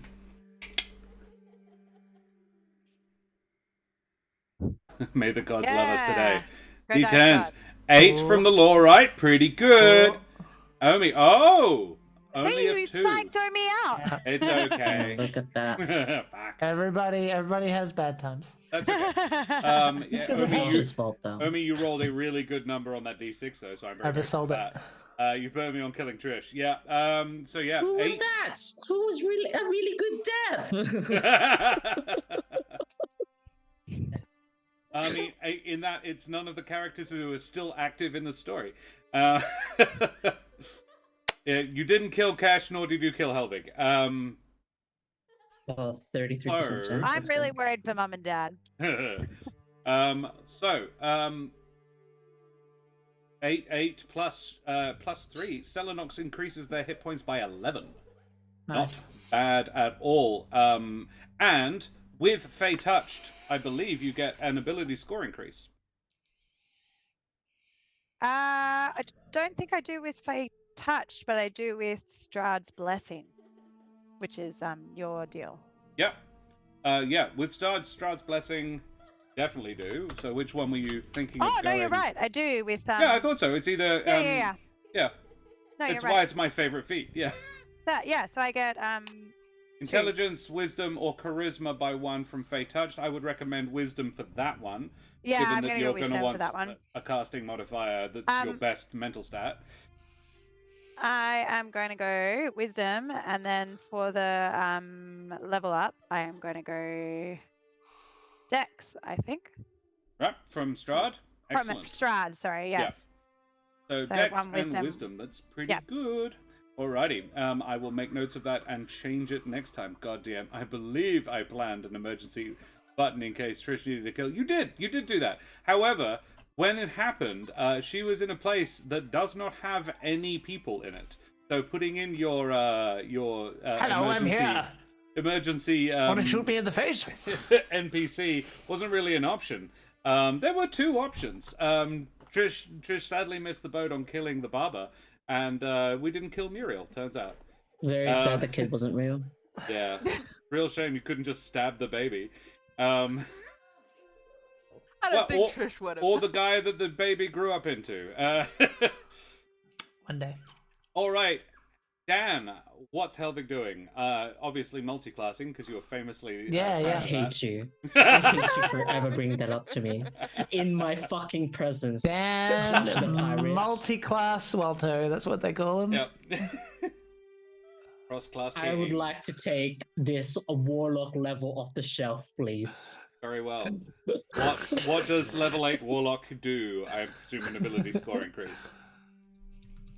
Or are you feating? Look, the only temptation for a feat to me at this point is to take Spell Sniper to shoot people from 600 feet away. Oh, You fuck know, yeah. An like, idea. like, fuck the houses. Surely houses can't fire, like, throw rocks at me from 600 feet away. Josh goes, It's just- whoops! It's actually I not mean, you a guys castle, would- it's a castle. As we pointed It's a out, castle. we were doing it at night, so there was no way you could even have seen it at 300 feet, but sure. Yeah, we couldn't have seen each other then. It has blind sight. It doesn't need to. Blindsight, how far, Josh? 300 It feet, should that's- say. Yeah. This is gross, disgusting. I hate- no, it's charisma. +2 charisma. +2 I think. charisma. Yeah. Very well. So crank to 20. If it's going to be one thing. Absolutely. have Anything to- else? Do you get better spell slots? I have to intimidate fucking Strahd and talk shit to him, and I Yeah. need better charisma to do that. Yeah, valid. Let me check on my little bookie boy. Level 8, I get another spell. Oh, right. I get another spell. As in, you know And- another spell, or you get another Yeah, spell yeah, slot? yeah. I get another spell. I don't get another spell slot until 11th level, Josh. Yeah, right. Okay. Get with the warlock program. This Alright. is I am being I have never taken sweet. more than 3 levels in Warlock, because I would have obviously multiclassed away from him, because there's just no point. Warlock's stupid. That's fair. unbelievable. Yeah. And that's And I know what and he I know falls. what I'm getting. I'm taking I can't call it Firestorm because that is a legitimate spell. But But it's I'm like that. taking one of the Oh, one of things the in ones that we, my- yeah, in your Yeah. custom. Yeah. Ice Storm, but it's Ice fire. So maybe we'll call it like Brimstorm or something. Ooh. Yeah. Very well. Smoothie.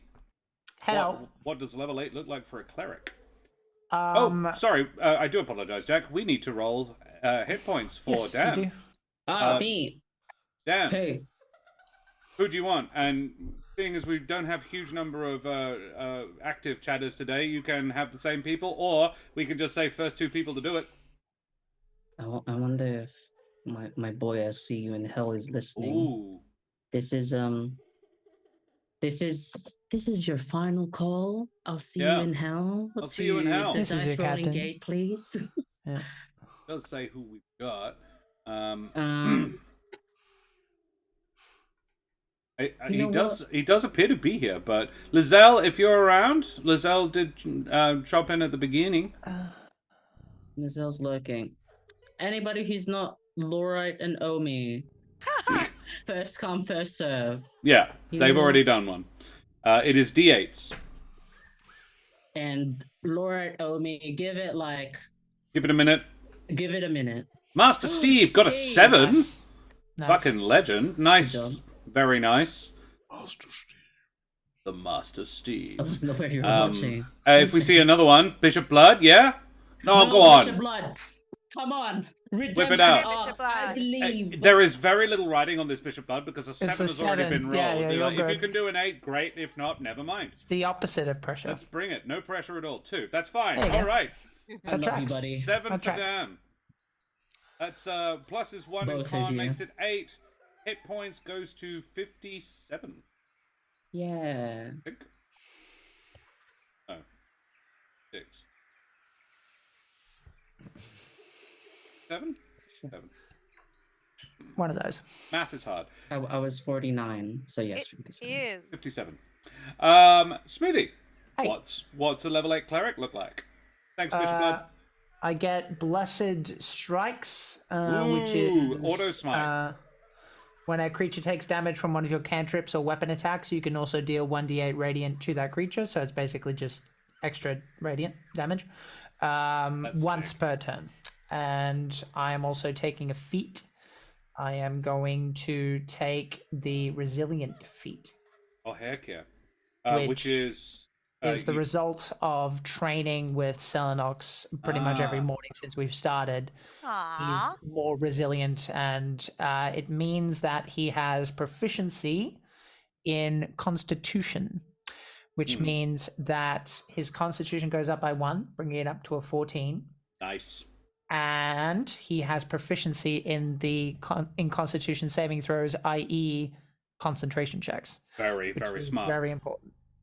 Well, Chav Hunter is here. Hey, Chav Hunter. Good to see you, mate. Chav Hunter, would you mind rolling a d8 for Smoothie's hit points? I assume, Jack, you are taking advantage of the double. Yes, please. Yeah, well, Chav Hunter, good to see you, my friend. Exclamation mark roll space 20 in chat, please. And Smoothie, who else would you like, Jack? First come, first serve. First Doesn't come, matter. first Did you serve. say roll space 20? Sorry, not 20. 8. On That's a the shame, I mean, Jav I'm Hunter. sure Jack I do will take apologize. the 15. I mean, if I could, yeah. No, I like having a squishy cleric, thank you. Undefined symbol D8. No There you D8. go. Just no D, just an 8. No D. Fucking Jesus. Don't like the D here, thank you. For Trish, because Yes, you You can. already I Emily. did. think I you mean. should. I think you should. Chav Hunter got a 2. It's unfortunate. Okay, somebody else then. Should take the 15. How about Laurite? Would have, Yep. could have. Come on, Laurite, go 2 for 2. Just keep psyching people out. 5. There you go. That's good. That's Josh's That'll do. plan all along, dude. Yeah, Yeah. I like. Absolutely. So 5's all right. now Thanks very much, Chav Hunter. That puts it to what? Over 50 now. 56.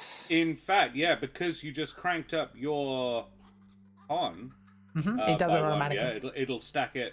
It works backwards. So yes, very, very nice. And Trish.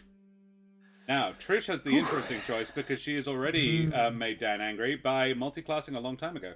So, Trish has 2 choices. We could either go for level 6 in Rogue, which gives you expertise, and I know this because I've been looking into this a lot, or Trish could get level 3 in Barbarian, which is a subclass, and subclass time for Barbarians, and there's a lot of options, and several of them are pretty good.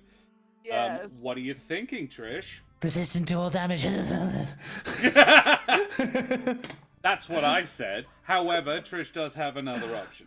It's true. It's true. I- She's got lots of them. Look, I've been tossing up between 2 barbarian subclasses. Whoa. 47 people. DM raiding. Workshop, thank you very much for the raid, you bloody champions. We are doing a buddy. level up. Throw your favorite raid emotes up in chat and those potatoes as well. It's a potato. Yeah, raid emotes there. Thank you guys so much for the raid, you fucking legends. Yeah, we are doing a quick level up in our Humblewood game. We are playing Barovia in Humblewood, so it's Humblestrad or Strumblewood, depending on how you want to say it. And yeah, we've just hit level 8. Trish is doing a level up whilst at 0 hit points unconscious, but she's okay. Stabilized. Okay. Stable. We say Thank that you. a lot around here. They're okay. They're okay. Fine. It's fine. Hey, See Josh their and folks, got a parachutes. raid and fade. Coffee Beckons dropping the kids off at school. No worries. No worries at all, Rackham. Thank you very much for joining us and bringing all of your lovely folks. Art of Mike Disney, hello. Thank you very much for the follow, you bloody champion. Avast, matey, you wee scallywags. Lilith also got inspiration 2 hours ago. I didn't notice. Lilith, oh You. god, I need to go back and see who that was for. She gave it to you. you. It was me. That's why we didn't say. Oh, that's why you Yeah. didn't bring it up. Oh, you cheeky little Evil. rascals, you. I just thought you could read. I mean, if have it was someone else, I so would have many things mentioned it. in front of me. I wasn't trying to sabotage you. I just Sure, assumed you could read. I chat. believe you. Ra Monkey and Sir Nick as well. Thank you guys for joining us, and the lot of you really. It's excellent to have you. Rich, we have done the others, but Oh. we have a special little way of working out for leveling up. Here, we get 2 people in chat to roll the hit dice for us, and the player gets to pick the better one. And it's nice that you've joined us because Trish is in need of a couple of people to join, a couple of people to roll it. Omi, are you okay if I get a couple of our raiders to do it? I know you did dibs, but you have already rolled for Celinox. So, Rach, what subtype of barbarian are you taking? Because who needs expertise? Listen, I'm very torn. On the Good on one you, Amy. hand, bear totem, very useful, very practical. Yeah. But on the other hand, wild magic, fun and exciting, and I feel like suits her Both are character good. better. Fuck, Yeah. I love wild magic. That's another My thing vote. I do not like. The wild magic barbarian, better at it. Better at it. It's all good. How do you imagine like it happened? Because like you crossed planes so often, perhaps? I think a combination it's of just getting being fucky? in Barovia, which is weird, and also she's been under the influence of a curse for some time. Oh, so I feel okay. So like it's having like it is side just- effects or something. Yes, exactly. cool. It's Magic just- is just like seeping out. Yeah, that's pretty. you've That's convinced rad. me. I Omi? vote for wild magic. Omi, that's an excellent idea. You may not be able to roll for my HP, but Omi, could you please roll a D2? Oh, putting up to the roll. Let's go. That's what we're What's doing. Only What's gets which to roll one? Yeah. for the Which one's which? subclass. Or Which you're just one's gonna which? keep it in your head and then you can tell us whichever I one know is. what's going she's on. gonna One, pick? She's gonna pick the one she wants. one for bear, 2 for wild magic. Oh, Exclamation I've mark. got everything crossed. Exclamation mark roll space 20. 2, that Two. one. A 1. Oh, I'm a bear totem. Bear Oh, totem. no. Thank you very much. All right. I'm so sad. I love I wild am magic. sad I too. love them both. Yeah. You thought that would? Oh, well. I don't know what bear totem is, so Bear It totem means she basically is a- gives, yeah. when she's Simple. raging, Yeah. it gives her resistance to all damage except psychic. so but Josh is she just was gonna throw already all like a psychic full stuff. tank. All right. Yeah, Even more tank. Yeah, it makes sense. means Even- less stress for me, which I'm not opposed to. Yeah. I am glad. Like I would have preferred her to go wild magic because it would Me have been too, easier actually. to hurt her. I'm Rage so convinced me. sad about the wild magic. I'm sorry. Rage, I Rage couldn't convinced me decide. with her spiel. I mean, well, Yeah. the thing is, Omi said poll. I reckon I could Can make we do a a poll. poll? We I can do a already poll. rolled. All right. Can I I, don't- vote? Yeah, but I we know didn't like the polls were an result of it. option. My Yeah, no. vote equals wild magic. Right. There's Um, my poll entry times 100. Sorry, no, you do you. I will make a poll. Make a So poll, we 'cause are I definitely don't going. know. We are definitely going barbarian. The fact Yeah. that Rage is now negging on it means you want wild magic. Just take it. No, I don't know. But if I have wild magic, all that stuff is like bonus action, and I like doing my bonus action stab. I like it. What did you Yeah, want but it's more? so What did fun. you want more when you It's I rolled? think we So just found fun. out what You had a I- feeling, sure. I think we I also, I think we just found out what she wants. That's what I'm realized saying. That, I'm missing another spell from the Bishop past. blood. Does that So I have to mean pick another one. you're on the Trish hates magic camp, so you want Trish So to it would does have make hate magic? so magic. would make But sense. yeah- Yeah. She gets love magic it. awareness, and I feel like that suits her suspicion of magic. Yeah. She can just know where it is now. And then Yeah. just occasionally like fucking like all the magic spews out of her and it's like no, I fucking love it. Yeah, I'm fine with Fuck either, it. but yeah, No, you do you. Sorry. I I don't know shouldn't what be. to do. we're pressuring you. I'm not helping. You already rolled to decide. We did. I don't know. I didn't know polls were an option. Anyway, should we roll health? Yeah, roll help. HP. Yeah. HP. Do that. Who are you getting for who? Could we pick 2 new people? 2 people who've Yeah. joined us. I I don't know who's there. There's the I've poll. just started the poll. Art Thank of Mike Disney is here. Ra Monkey is here. Sir Nick is here. I voted. It's a mystery what you Oh. voted for. That's good. It's that's supposed to good. be That's fun. anonymous. Don't ask me my vote. Not taking a level of wizard. Take a level of Oh, wizard. Winter's Tales. Winter's Tales is here. Hello. Let's get Honestly, get AJ to do it. yes. Winter's Tales. Please roll me a health. And Sir Nick, did you say? Sir Nick, if you are there, please Didn't also do it, you. help. Oh, it's A getting D12, close. It's I getting believe. close. Oh, Oh, ooh. Bear Totem's coming Oh. back. Wild Nah. magic. Nah, Yes. Oh, this Yeah, is so you get- stressful. nah. You're out of the race, bear. D20. Yeah, yeah. D12. AJ. D12. Yeah, Roll Wild Magic is winning like this. these. Yeah. Roll space. It's roll. lapping at this point. It's been Yeah. a while. Yes. Oh, it's 7. Yeah. All right, we're doing wild magic. That's what we're doing. Alright. Thank you guys. 'Cause I could not decide. Thank you, chat. 7? It's pretty good from AJ. Pretty solid. Yeah, that's okay. Great. View results, yes.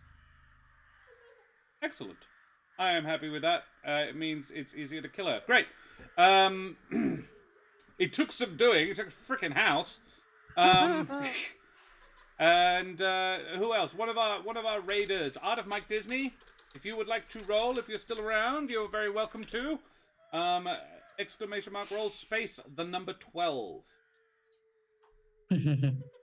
Or anybody else, really. Anyone who hasn't already done it. So what does Wild Magic Barbarian do? Ooh, well, okay, now. 2 things. I have magic awareness, which means as an action, I can like open my mind to the presence of spells, which is That's good. cool. I feel for Trish because she's just been like kicked in the ass by a spell that she didn't see. So you know, Yeah. I feel like that's going to be useful. Also, whenever I rage, I have to roll on the table of wild magic effects, and something happens. And they all seem pretty fun. There's like one where I can teleport 30 feet. Mhm. There's one where I shoot lightning out of my chest. It's just cool It's stuff cool. I get to do. It Yeah. looks pretty fun. How about we get Mother of Bunnies to do it? Hell yeah. Mother of Bunnies, can you roll us a d12, please? Yeah, Mother know, of Bunnies, since we little just killed a disappointed that character? Peeps went up for bear-based shenanigans. Oh, Cash is still alive. Good. I'm not going to tell you who, obviously. Oh. A 12. A 5 on the dice, so it's 7. Excellent. 7 we got from AJ. So 7 plus. It's your- Nevermore. plus your Nevermore's 3. dead. So an extra 10. Yay. Another 10. Fuck me. 81. That's 81 at level 8. Jeez. Oh, See, that's you don't need the barbarian. bear thing. You got all the things. Ugh. Yeah. Yeah, she can tank a lot of damage. XL 89, thank you very much for the follow. We are 7 follows off 600, at which point all of the cast get an inspiration point as well. So if we can pump out another 7 points, 7 follows today, that would be fucking brilliant. But no Jonesy. pressure at all. So yeah, Trish, how many hit points did you manage to recover as well? I recovered 29. 29 hit points. Very well. Cool. Trish does wake back up again. Yeah, it's a different kind of wild magic, Mother of Bunnies. Wild magic turned one of Karen's characters blue. I have an expanded wild magic table. Like many good DMs, I wrote my own. And the next Tactics Tuesday, I'm actually going to fix it because a lot of it's a bit boring. I want to go through it and really make every single one quite impactful. Remind me later, Josh. There's a table from the Studio Ghibli Adventures that I did that it's for crazy candy. It's called, but you can totally steal those. Excellent, thank you. Yeah, Yes, I'll send it. If you remind me, I'll send it to you later. but As we long as had. your new table still has a flump on it. Yeah. Because fuck. Oh, I'm not going to the be flump. rewriting the because there's only The original 8. ones say you just expand. There's only 8 options for the Wild Magic Barbarian. There's Yeah. a Wild Magic table for the Wild Magic Sorcerer that is 100. Yeah. Right. Yeah. 100 options, and I made it. It's actually mine is 300, but with varying probability. So there is like minor to very serious effects. And so you roll a D100 and a D20, and it's sort of 1 to 3, you get a very serious effect. 3 to 7, you get a mediocre effect, and 3 to 10 rather, and then 11 to 20, you get a minor effect. And Karen managed to roll the same thing 3 times. So she turned blue, then she started glowing blue, and then she stopped glowing blue, grew gills, and started glowing blue internally. Wow. And now she can breathe underwater. Sick. Sweet. Yeah. So that's what happened to Catalina of Corvenheim a long time ago. But anyway, we will continue along now. So, Trish, you wake back up holding hands with your good buddy Helvig, who he's perfectly still honked out next to you. Oh my god, I'm gonna listen for a heartbeat. Dan, your call. I mean, there was a I am heart, uncertain. right? There is a heart. I Well, don't I'm not think sure there's a it heartbeat, pumps. but I think No, there's like it's a heart, a whir. It's like a churning. Yeah. It's a furnace. Yeah. So there's noise inside. It's like made of hard material, so I don't think it's like beatable. It is in the shape of a heart, though. Yeah. So yeah, I think there's a heart like whir. Yeah. Like clockwork is inside of him. And like little embers crackling, like Bishop Blood saying. You find yourself on a filthy mattress inside the Baba's hut. The last thing you remember. We moved Oh, you her. did. You're outside. Okay, in which case, I apologize. The music is wrong. They're still giggling though because Yeah. I decided to bring our mate Yeah. outside with us. That's why Yep. I've turned I the music thought off it because it's driving me disappeared. nuts. Just break the plank that it's on. Oh, okay. Celinox, make me an Arcana check. Yeah, All 'cause of that's- these things are stuff You're that a Celinox fucking is nerd, fucking ain't you? awful at. You know the 9! Magic. Considering I have a -2, that is not that bad. No, that's I not understand. bad. So, Celinox, you break the plank across your knee, right? Do Yeah. you? Do you? Well, is that why I'm rolling an Arcana check? Well, no. I'm Or just. is my I, Arcana Is my knee magical? is now. Oh god. No. Counter spell. Celinox, do you break it across your knee? No, I'd break it with my talons. Okay. So, oh wow. Okay. So yeah, holding it in 2 hands, you just snap it. I'm gonna but I'm gonna look at the baby before I do it and be like, and then I'll kind of whisper under my breath, sorry, I think, and then I'll snap it. As you go to snap it, the baby waves at you, and then you snap it in half, and the illusion fades. Thank fuck. And then she's gonna be standing there with these 2,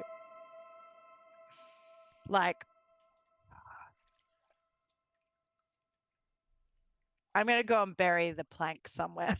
I'm gonna go bury the planks. Put It some is little, so easy to traumatize you guys. I love it. Right. little I mean, flowers on top I'm of not the traumatized at all. little flowers on top of the grave that are nicer Hit than me the with your fingers. best shot. Catch these magic rockets, Josh. Horror DM. Was it it was just like a goodbye wave, yeah? Yeah. Yeah. Yeah. Not like a It you're was about- a one of these. Bye bye. Say bye-bye. All right, and now I'm gonna finally be okay, and focus on the rest of the fucking anything else. For clarity, Jack, I meant your characters, not you. Oh, sure. I was just like, what? Oh, I've traumatized Smoothie several times. Oh, yeah. Smoothie is not me. No. I'll See You in Hell has just redeemed an inspiration for Helvig. There you go. Where were you a minute ago? We needed to do Yeah, I some was gonna say, rolling. is it because I felt bad about not rolling for Helvig? Yeah, apparently. You missed my airport announcer. You did pretty well, though. I hope you won though. Helvig did do pretty well without. I only appear when I'm not needed. No, inspiration, Goodbye, definitely. Tuxedo Alrighty, yeah. Yeah, I'm like Esmeralda asleep. comes out of her cabin looking a lot better. And That's me with tuxedo mask cape. My work here is done. yeah. Trish, you are on a like a stretcher camp bed underneath the awning next to her cot, and Helvig is sitting on the ground next to that stretcher camp bed. Holding your hand. Am I fairly certain he's alive? If you've listened to his chest and you hear this sort of, it sounds like a furnace churning. Okay. Which, you've never listened to his chest before. If you have, you haven't specified. So, but it does sound like something's working. Something's alive in there, so I'm pretty certain he is alive. What time is it? Is it like still nighttime? It is dawn, like 5:30. The trick is, you guys like, in fact, I will say, all of you, whilst you've already had a long rest, in like you long rested, then had the fight immediately. So this isn't really a long rest, but you're I'm fine with you regaining your hit points, mostly because you're not going to have another fight the next day. Then we'll keep resting until we get spells back. I'm not leaving this fucking place till I do. Fair enough. So yeah, but you don't have to sleep to rest, is the point. Yeah. Well, having surmised that Helvig is alive, I'm just gonna walk to like the edge of the clearing near the bank, within sight but out of earshot, out of Smoothie earshot, ideally, and just you sit see him down. kind of nodding off because I was outside the caravan, just kind of on the step, and I'll go, oh, okay, and like see you're awake, and then just crash onto my chest. Yeah, right. Yeah, and I'm He's just a gonna good kid. sit down and just weep.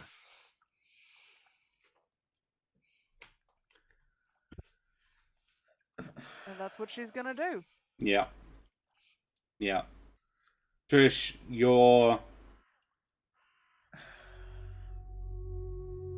I imagine you're probably fairly conscious of the hand. Mm-hmm. You can feel the magic in it, God. where I'm you gonna couldn't look at it. before. Oh. I'm gonna look at it to see if it looks any different. It's like, you have that. It's like raising the hairs on the back of your neck sort of sensation. You can just sort of feel it there. It doesn't appear to be different. It doesn't appear to have physically, like, visually, it doesn't seem to have changed at all.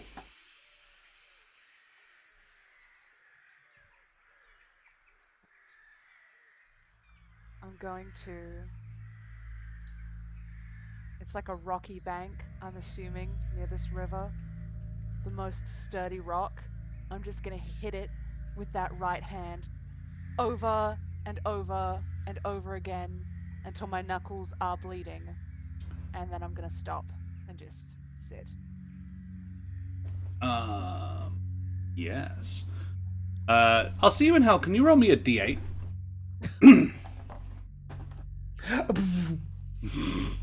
Yeah. Can't even take my anger out on a rock. Some bullshit's gonna happen. Fuck. Yeah, you're gonna like blow it up. I don't think they're Maybe. They're That's on- why we roll the d8. I don't think they're on the. They're on the list anymore. Oh, okay. He only But appears when because he's their not work needed. here was done. Yeah, Yeah, yeah. they work for yourself. They went like in whooshes. Oh, They thanks. whooshed I only away. got an 8 though. Excellent. A nuclear bomb goes off. That's better. Everyone's dead. Everyone died. The end. as you're punching it, you're punching this rock just again and again and again, faster and faster, like a metronome, but it's speeding up. And then all of a sudden, there is a blast of lightning from the mark on your hand, shoots out, and the rock explodes and shatters into, and just plop, plop, plop, plop. Just bits of it just fly off in every direction. I wouldn't say it's particularly loud, but it is very bright. I go back to sleep.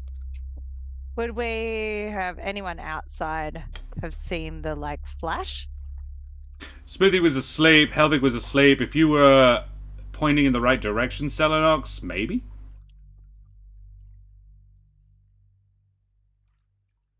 I was going to ask if the daylight looked strange, so I was wondering if the flash might be quite overwhelming for me at this point.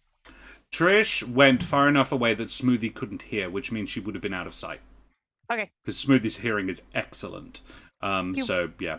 However, on that note, it is over bright. Not painfully so, not to the point of injury, but it's, since you've been here, and you've been here a month and a half now, I think, roundabout, it's always overcast. You've seen the sun, I think, twice the entire time you've been here. And not even. And so, yeah, you're used to it being gloomy. And it feels like full daylight. But not warm, like a nice daylight.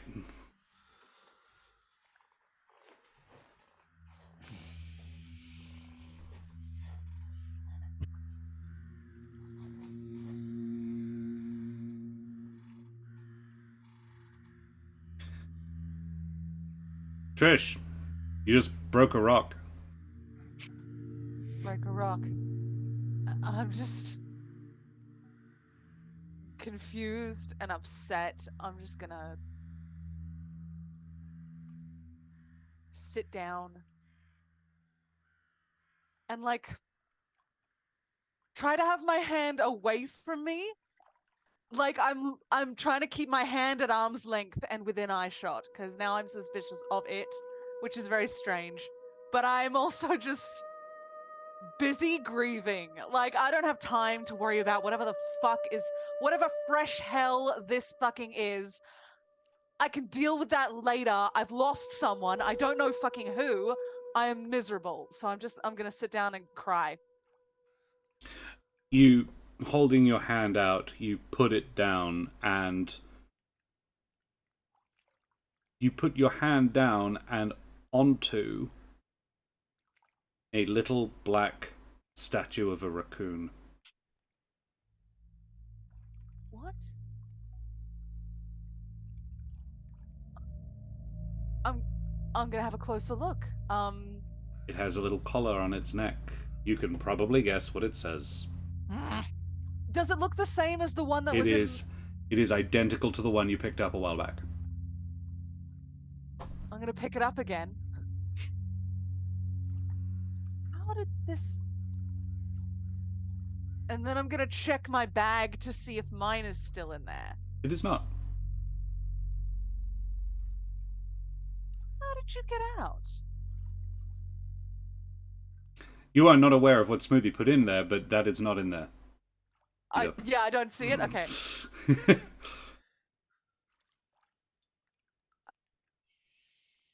Hath? Are you with me? Make a... I think this would be religion. Yeah, I think so. God, you just got trolled by your god, dude. He would do that. Hath's the type. Yeah, Hath Hath would totally fucking do that. I'm afraid nothing. You do not get any. Which hand are you holding it in? You put your hand down. You put your right hand down on it. The left one. The right one's not doing shit. Well, you put your hand down on it, but you then go and pick it up with the left. Pick it up with the left. Right. Okay. Like about. Just Google some. Apologies. That's so good.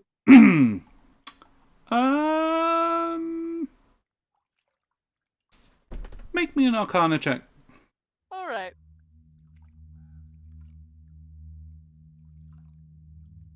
Oh, a 17. This thing is magical. Oh. The last time I held it, I got like a warm, nice feeling. Am I still feeling that from it? It feels like it likes you. Oh. Well, that's something.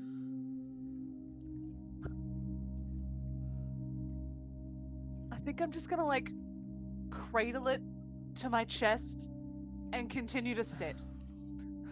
Just hold it. Very well. And I think we will leave it there. I think that's a good place to stop. Fair enough. So, thank you very much for joining us, everybody. Yeah. I'm actually immediately really glad that you went Wild Magic. It opens so many doors. So, we are going to wrap it up now, but we do not wrap things up quickly because here on Corsair's Cove we like to do our favorite moments where we go around the table and say what we think we each other did well. God, who did I kill? Suzomi. Definitely not helping. Guys, chat, we would love to know what you think, but we are going to go around the table. It's something we borrowed from the Dreaded GM, although I know a lot of other people do it, where we tell each other how good we did, because being a creative and an artist is hard, and it's nice to have some positive reinforcement in your life. So we would love to hear what you guys thought as well, any of your favorite bits of the role play for today. Yeah, who would like to go first? Omi, you have a suspicion on the who, do you?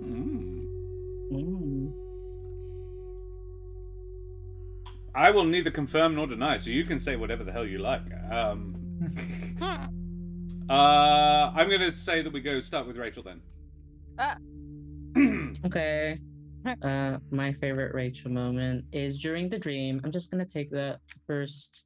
Just the utter anguish on your face, dude. Love it. Yeah, trauma. Yeah, trauma. And again, her dad was just mentioned. Well, I mentioned all of them, Bishop Blood. I'm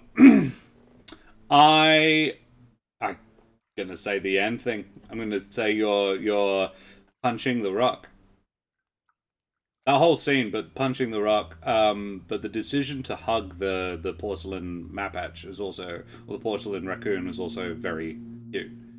There's some very, you really balance what a sweetie she is with what a badass she is. Really, really well, and I love her. Favorite Trish was using the Thunder Punch. Yeah. That was fun. I wrote down Rachel #acting. Because it was We thought I was asleep, didn't you?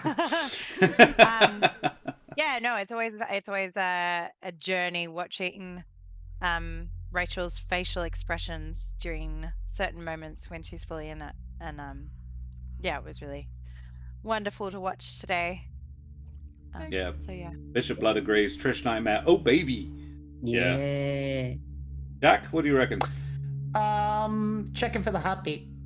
Oh yeah. And that was actually going to lead me into Dan, but we will just hear what Rach reckons of herself.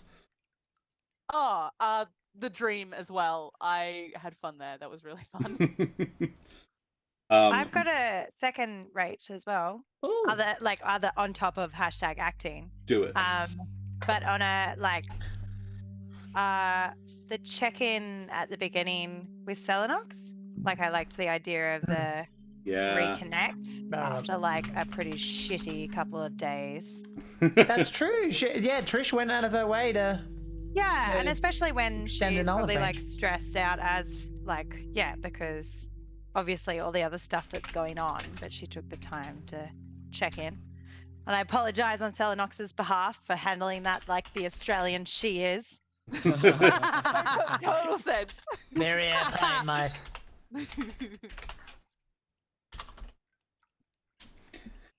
Very well. It leads me nicely over to Dan, because my favorite Dan moment was the immediate like wakes up holding hands with Helvig, and Dan went.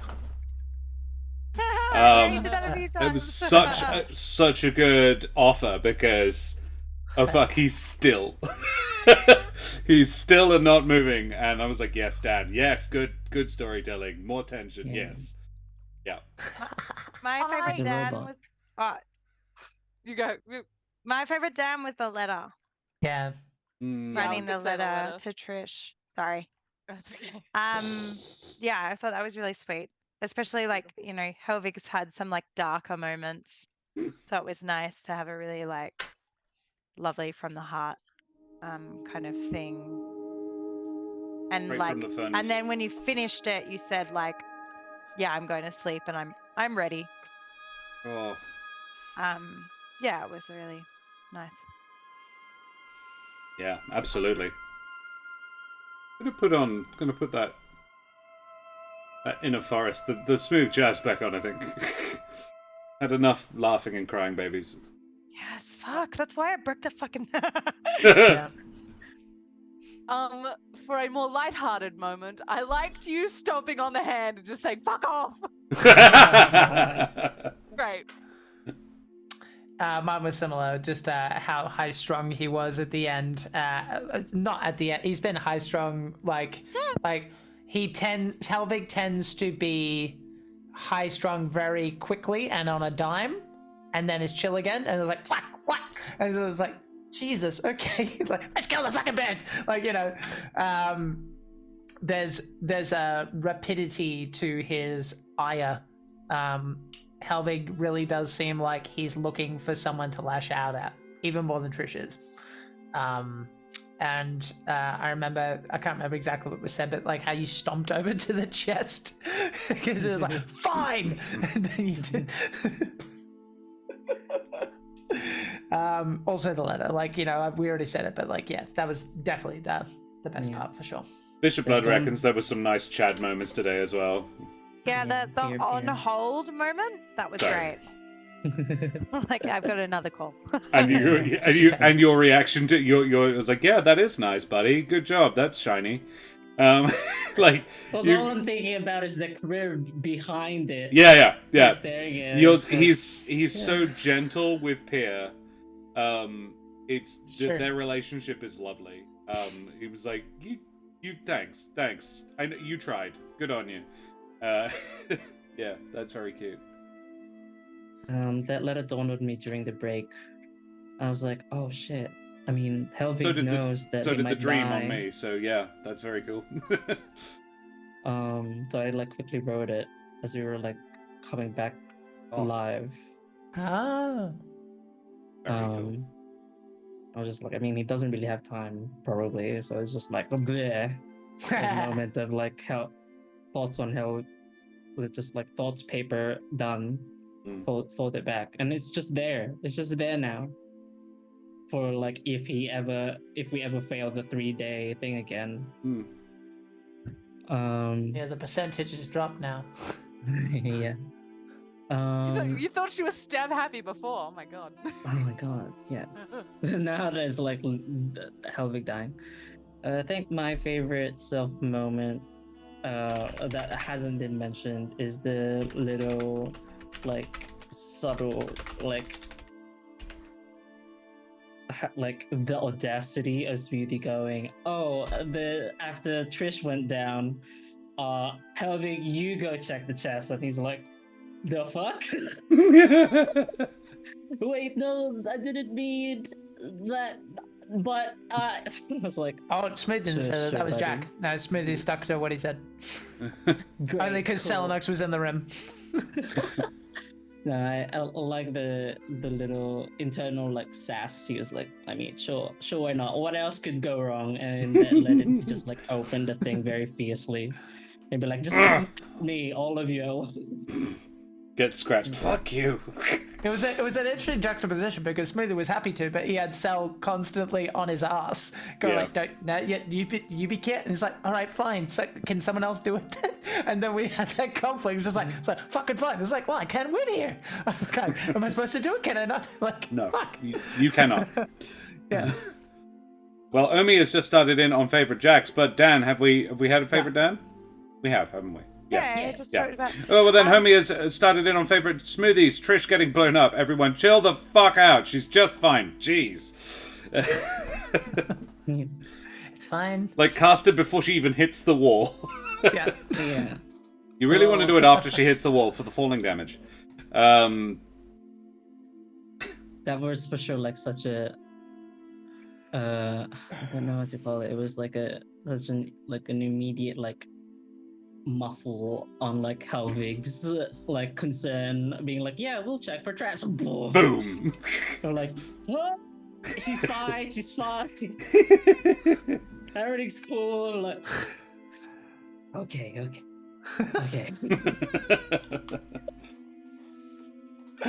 Well. All right. So favorite Jack moments, and I've gone early for the last two, so I'm not gonna, even though I can. It's true. Yeah, I had Jack sending everyone else to open the chest. Yeah. I enjoyed that. I was happy to do it. I got sick. Like, Yeah. I can make you not so squishy if you just go and be squishy for me. Here there, Squishy, go. Oh man, can't win. No.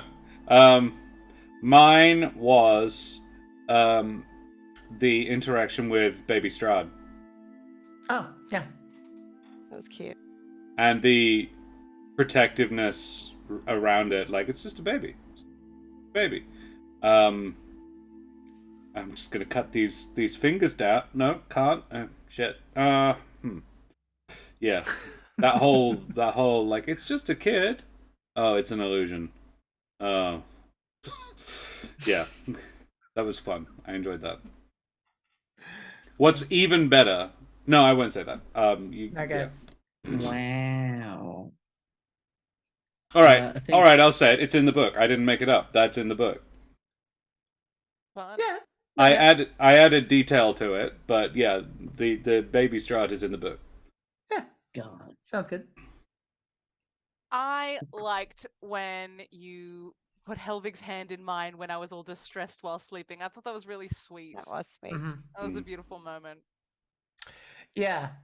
I think that was mine. Just being able to, like, you know, like, I'm not, no, I shouldn't be here. If you're gonna wake up, like, I'm not even sure it would be because of the curse necessarily. I don't necessarily think he's been given all the details enough for him to necessarily peg two and two together in that respect. It's just, you two are the unit, and if you're gonna wake up to somebody, it should be Helvig. So, and then he like sets that up, and then like he stays up, and just, you know, so I was like, okay, you're good night. That was good. Yeah, that was. I felt like that was the character in a nutshell, which was cool. I liked. I don't know, like, so Smoothie. This session felt like, oh, they were like even more so than others. Like way more conscientious of the fact that they have super hearing. They were like, oh, there's like, I guess I will go over here now and give you the space. And like, I think that's also partly Jack being like, oh yeah, Smoothie is unconscious. He's just dozed off. Go have your grieve. Go over there. Yeah, totally. We have just had another follow from Bat Espada. Thank you very much, Bat Espada, for the follow, you bloody champion, leaving us only 6 follows away from 600. It's a big number, and I'm very excited. Thank you guys so much for all of your support throughout the last year and a half. It's been an absolutely crazy journey, and 6 more follows, and everybody gets inspiration. I'm actually going to have to start making up better rewards for 100 markers, I reckon.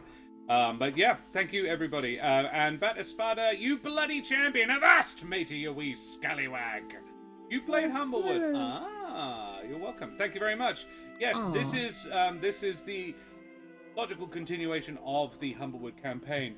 Trish, Caper, and Helvig Dewpoint were in the original campaign that I ran back on Roll for Damage, which is a different channel, very good. And I have since created my own channel and continued their story and others along.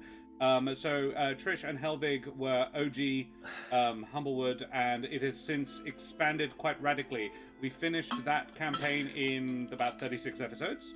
And this is episode 90, I want to say 5 in the world now. There has been a lot. And the story has advanced quite radically. So Trish and Helvig are original, but yes, there has been a total of 27 player characters in the world. Trish and Helvig are just the longest serving, although Kesh is sneaking up behind them. Kesh is pretty darn close to the only one who's got anything close to Trish and Helvig numbers. Although Dan is Though she might die. so She might clear. die from Trish's curse later. Yeah, she may. You may. So thank you very much for joining us. If you think for a enjoy. second that like Smoothie's gonna let anything like this happen when you're doing a favor for him, you're out of your mind. Like, he doesn't care what gods he has to piss off. It's not staying up. He's not staying dead. I have another smoothie favorite. Oh, hi. I really enjoyed it was kind of like an oxymoron with the full trust in Muriel. Mm-hmm. That Muriel was going totally, Muriel's going to do the right thing. Muriel's going to take this thing and do the right thing. But then asking for stuff in return, not in return as such, but it was just an interesting kind of the smoothie of that kind of trusting and lovely world. I felt like it added an extra layer to Smoothie, where Smoothie was like, yes, I'm going to trust you with this. You're going to do this thing. But now I think it was this. a nice callback to, I interpreted that as sort of the deal with your granddad. The way that Biggin often approached things was, yes, no, I will definitely do this for you. I will do my level best for you. If you wouldn't, if you can find it in your heart to maybe repay us in some small way back, that'd be great, though. That's sort of the vibe I got. I don't know if that was the intent, but yeah, that was what I felt about it. Yeah, it wasn't in a calculate. I don't mean it in it didn't feel. It didn't feel just, grasping. No, but it's I don't know. It kind of, I felt like the Smoothie of episode 1 wouldn't have necessarily thought to ask for something. I think you're right. Yeah. Absolutely. Jack, have you said? Oh, I pretty much said mine, but I'll elaborate more on that one that Ro just said, because that's interesting. The idea of asking is pretty much a reaction to him being aware that two things. One is he's aware that Strahd is paying attention to them, and therefore they are there's no hiding anymore. It could be any time, and he needs resources to be effective. So he's not going to steal. He's not going to be a bully about it, but he will ask, because otherwise nothing happens. Exactly. And the second reason is, sorry, I had it and then I forgot it. But yeah, just a reaction to the general state of things. Just things are getting more tense, and as such, he's putting it out there and seeing what happens. But it is interesting. Furthermore to what I was saying, Bat Espada, particularly interesting given your name. I have obviously created a few bits and pieces. We are now playing a Humblewood version of Barovia, of the Curse of Strahd, and I have created a Batfolk race called the Terran. which is available on our Discord if you want to come and join us. So there you have it. You can see our stuff, and if you want to check out the YouTube, all the previous episodes of Humblewood are there. You can see these wonderful characters and go all the way back through, and a couple of people have, and it's been really cool. Katie Wolfsbane ran through it recently and was just like, "Oh my god, I love the progression." Playing Curse of Strahd as well. Excellent. Love me with you, Bat Spartan. Yes. I hope I hope for your sake that you have a DM who is just as mean as I am. Wouldn't be the same. I'm not very good at being mean to people. Well, let's talk about favorite Ro moments. So where are we? Favorite Celinox. Omi says her overall interaction with the baby Strahd illusion. Yes. Ooh. Yeah, that's got to be mine as well, to be honest. I'll just jump in early. Yeah, I wrote down obsession with the board, mostly because, again, and you know, I love this. Like when it comes to like good writing or good characterization, people can be oxymorons. You know, Celinox literally 5 minutes before went, "Don't touch it," and then spends the rest of the evening fucking around with it. And by the way, thinking that she's being subtle, not just to the dude who can hear everything, but to anyone who can hear anything, because it's a fucking baby. Celinox only told you not to touch it because we didn't know what it was. No, I know. I just love that. It's not me calling it out. It's just hilarious to me because I was like, oh, now I'm going to fuck around with it continually. It was helpful actually because I imagine that like Smoothie would nod it off a couple of times and then the baby went yeah, and I'm just like, oh yeah, I'm awake. The whole thing is super interesting because it would have been my natural instinct, I think, to kind of go like, what's that about? But it's kind of more interesting that we don't know. Like, why did she do that? And why did she then destroy it? I don't want answers. It just makes Celinox more interesting. Yeah. Like something's on her mind, and we don't get the privilege right now to know what that is, and that's cool. He has not elaborated on anything about her experience while she was her past, unconscious. It's true. Or how she got back up. I think a couple of characters have made leaps of logic there that may or may not be accurate. But like she has specified very little about how she stood back up. But I really enjoyed the very subtle way Ro was playing the being able to see in the dark really well.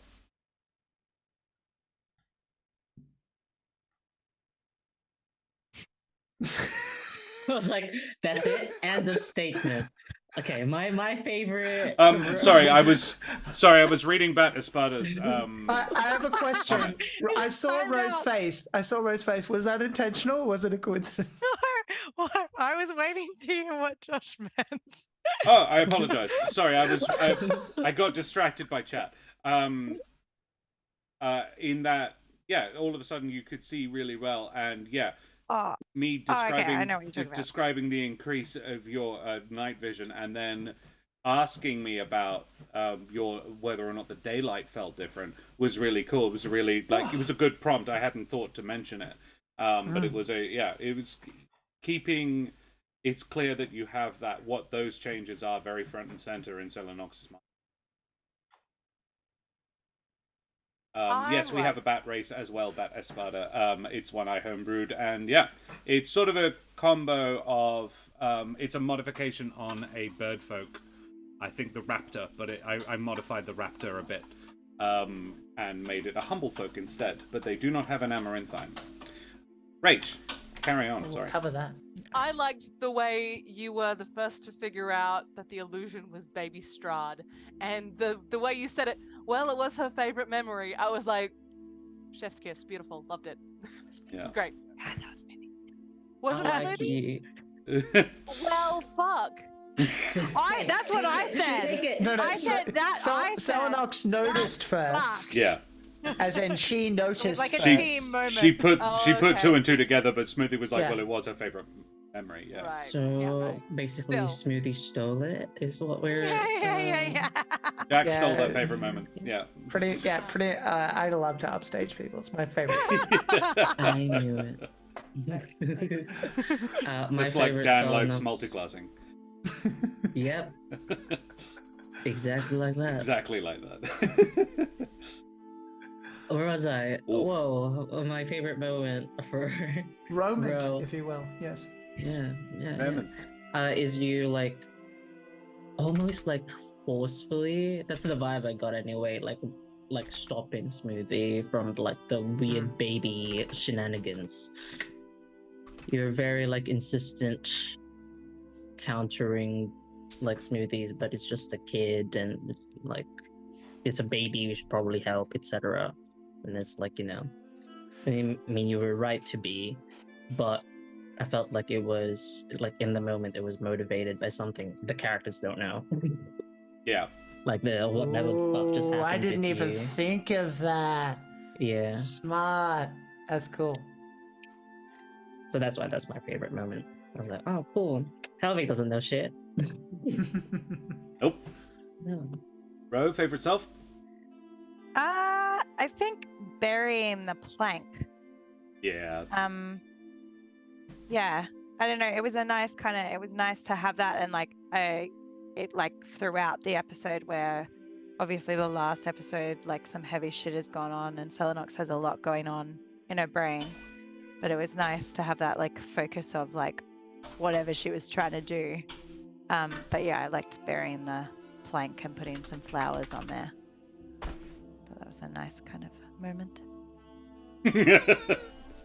Yeah. Death.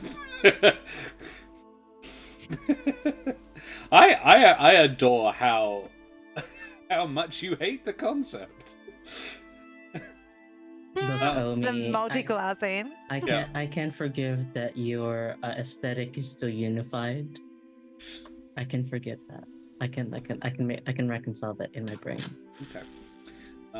Right. Cool. Groovy. Everything Josh says in the Yusef thing should just go to hell though. Multi-classes you shouldn't you would never think of? Yeah, because I never think of multi-classing. That's all of them. I mean, it's completely accurate then, is it not? Alrighty. Well. When are we going to stop being mean to Dan on this channel? First it was birthdays. When I now Oh my leave. god, is it Dan's birthday? It is Dan's birthday. How did you not know? Oh, I missed I'm out. still Sorry, taking another Dan. level on whatever class I am. Yeah. Can we jump from, because we were talking about the baby, jump into DM favorite moment? Because my DM, pardon? Curse you. My DM favorite moment Trish was is the crib, because I liked when you were like, it's like a scorpion, but not. But actually, that's really cool. Actually, it is. that's a good It's like a idea. scorpion. Tail. Yeah. And then it was like it was just a really cool description of the crib. But I liked watching you get there as well. Loading bar. Yeah. It's like, wait, it is a scorpion. Yeah, it's a scorpion tail, holding baby fingers.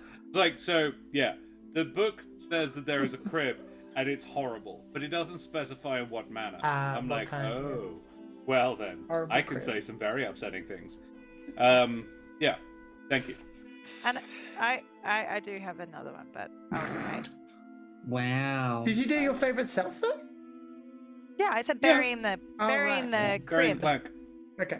The crib Yard. was what or the baby, but the Yard. plank. Yes. Yeah. Plank. I had the description of the Benmobile as well, so I will think of something else in a second. I have two, so I'm waiting. That's why Fucking You can do one. I want you You to can do take one. the obvious one. Otherwise, I'll take the obvious one. If The it's that obvious one obvious. would be the description of my dream that I had. Thank you so was much. Beautiful. you. Loved it. Sure. Yeah. Gorgeous. Right I up was like, until and you should have including that. the death of everybody you love. Also Interesting- beautiful. Love that too. It's terrible. Interesting choice to not name Nevermore and all of that. I thought that was a good choice. It was just kind of like it was nice to kind of lead the horse to water, so to speak.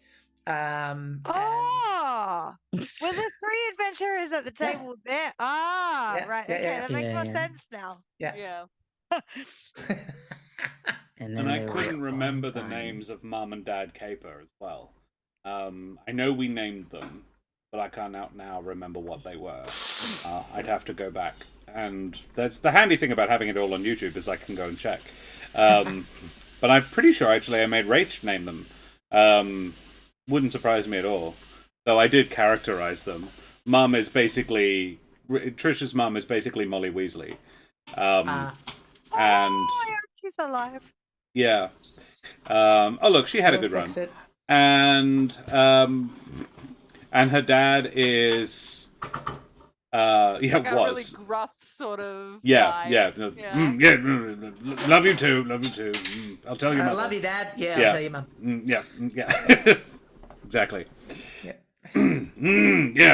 yeah All I'm right. also going to say, I really liked all the nonsense with the hat statue. Every time that happens, I love it. I don't know what the fuck's going on. I Love like the chat. mystery. I like chat. It's so Yeah. fun. What's fun is there is exactly one person other than me who knows what it is, and it's Ardana. Well, right. thank you both. Wow. It's fun as hell. Pushing the my blame favorite- and method of death of the curse onto Omi. Yeah, you bastard. God of death, buddy. Sorry. Okay, I've got one. I think I quite enjoy Muriel because she was a bit of an anomaly. Yeah. She didn't really do shit, and the stuff that she promised to do, she could be totally lying. Yeah. And Should have killed the birds. but like the thing is, though, like when it came to that interaction and the decision whether we should give her or not, it was just kind of one of those things. Like we weren't going in that direction, you know. And it was a really fun little mini game, a little dilemma of what do we do? Because like my first draft of that exchange was like, oh yeah, we'll give you some money too. And I'm like, if this bitch turns out to be deceitful, we would have been. Oh, thank you kindly. It's like Yes, it's I will like get you thieves all the robbing your things. neighbor's Yeah. house. I was like, oh, you need some gas money. Yeah. Fucking Jesus. So I enjoyed that. That was a fun little mini dilemma. That was cool. I like whenever I hand Josh Peer. He's so cute. Especially with yes, look at this cute cat statue I found. Isn't it cool and valuable? And I'm like, yeah, buddy. Good job. Good job. You did it. Yeah. I'm gonna give him scritches later and be like, yes. I imagine him, and I know this isn't how you've pictured him at all. There is a webcomic about a witch and her tiny dragon. Beans. Sally, I think it's Sally and Bean. And Bean is this really thin... It's a cartoon, obviously, so it has massive orange eyes, tiny head around the orange eyes, and this really long body, and likes baked beans. Oh, it's so cute. You're googling, yeah. It's Sally and Bean is a lovely webcomic, and Instagram throws up every new one I get, thankfully. But yeah, it's very cute, and Bean is how I imagine here. I know it's not, but he has that sort of physicality to him, and a bit of that personality as well. I think. There's a book Yeah, called Bean the Stretchy Dragon. yeah. Bean the Stretchy Dragon. Daria needs to do some peer art. Sounds Oh, vaguely shit. dirty. Oh my god. I mean, yeah, probably. Wink. I'll be interested to see what she can do with that. 'Cause she's all bored at the moment. I haven't got any work for her. Reading aloud. Hey, buddy. I'm sure she's very busy. Cool. I think I have to say favorite self. I spent a lot of time on Sirenscape today. I did a lot of work. I spent more time prepping the music than I did actually prepping the session. Because, and that's not to say nothing, because I did quite a lot of work prepping the music. finding the right balance. I built a sound set that we didn't actually use today, and I'm really excited for when we use it, because it's cool. But yeah, I like my descriptions of the movie hands, the flappy clawy hands. I built sound for that. There is actually skittering noises in that soundscape. Yeah. They're gross. So yeah, I think that was my favorite, but I did also enjoy making having Trish punch the rock and it exploded. That was fun. You rolled an 8 on the Wild Magic Barbarian table, which means a bolt of lightning shoots from your chest. I have a different table to you. I just googled. And that's fun. It's the barbarian one. Yeah, I just made it come out of your curse instead. I like that. I like that. It doesn't have to always, but that one's cool. Yeah. No, I'm into it. It's fun. Yeah, it was way more interesting than the one I rolled, which was a 6. You're surrounded by multicolored protective lights, so I was just like, that's not useful. In this instance, narratively, that was way cooler. Yeah. Yeah, Iron Man plus Thor? Yeah, exactly. Hey, Chaotic Goblin. You did miss a bit, yes. A bit. My other Josh favorite moment was the baby interactions. Yeah. I enjoyed I like that detail that you are the only one who could actually interact with it. Yeah. Yeah. Yeah, that's extra fucked. Yeah, Yeah, that's sus as fuck. Mm-hmm. What's It's whether that or not about? anyone's noticed. Halvik doesn't notice. Yeah. Dan's salty. Everyone is very I don't know, tired. It's yeah. Look, I get the feeling Smoothie's learned a lesson about prying into people's business, so he tries not to notice a lot of stuff. I was unconscious. Yeah, Trish was There you are. unconscious, so you're safe I from have an Trish. excuse. I think I would have and noticed. very I think preoccupied. Halvik But he would've, definitely noticed would have later. noticed the. Sorry, go ahead. I was gonna say Halvik would have not noticed the ones like in the house, Yeah. but would have noticed the like continued obsession Yeah. with it after the fact. yeah. Absolutely, both of us would have. Yeah. And then you But breaking it. but you might have noticed the obsession, but not necessarily the baby's The reaction interaction. to. Yeah.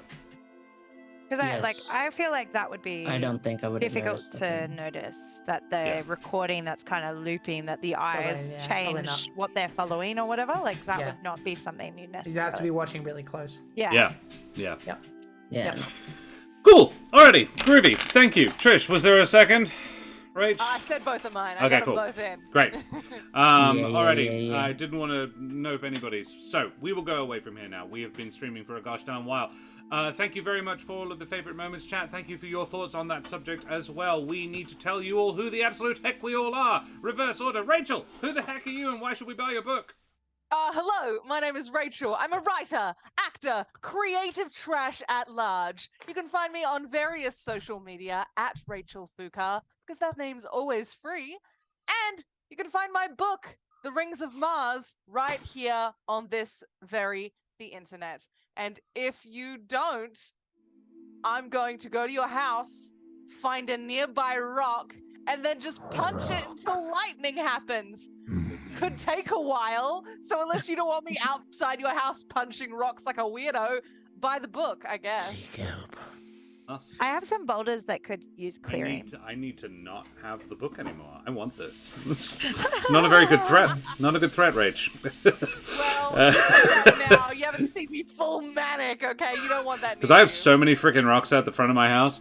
All She's right. not doing anything to the rocks, guys. I'm Like, not she's just Trish, punching I them. can't break rocks with my fist. She's not. Not with that attitude. She's not a Jim's mowing service. Like she's just gonna punch a rock and then go home. Yeah. Reading aloud. If But you I love Jim's Bowie. do you prefer hot or cold beverages? Yeah, I love that. Rach likes vanilla Coke. Reading aloud, does. ideally ice Just in cold. case you were wondering, yeah. Yeah. Jack, who the They heck are you? asked. No, I meant because she's always drinking vanilla Coke. That's the joke. Hello, my name is Jack O'Brien. I am a professional game master. You can find me at www.dungeonmasterforhire.com.au for online work, in-person work, and all sorts of other fun things. And you can find me on Twitch, where I prepare those games sometimes and show you my process. And you are welcome to join the Jack Squarepeg Discord as well for specific requests in regards to how that gets done. We also played Inside, which is fantastic.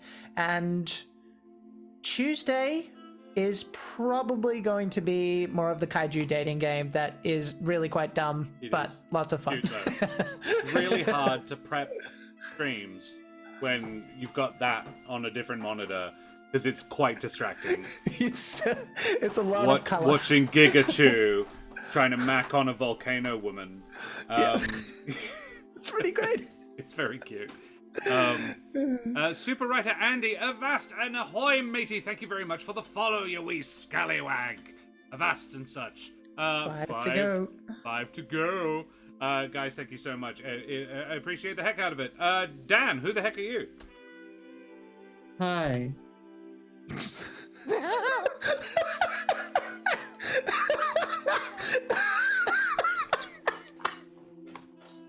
I'm Dan in the meat space, Deer in the cyberspace. Hello, welcome. Find me here again next week for more of whatever this is. I am always in a perpetual state of confusion. I gathered, yeah. And I hope you don't. I guess that's me. Happy Valentine's, whenever that is. Oh yeah, it's tomorrow. Yeah. And birthday. For Jack, it's actually meow. How fucking Yeah, you're right. Yeah. And you're Ro, awake. the shit stirrer herself. Ro, who the heck are you? Happy Hi. love capitalism. I'm Ro, and despite the name, I have little to nothing to do with voting. Thank you for still joining in with the voting, despite my birthday call. It's a good late night exercise. That's true. I am a Perth-based performer and educator.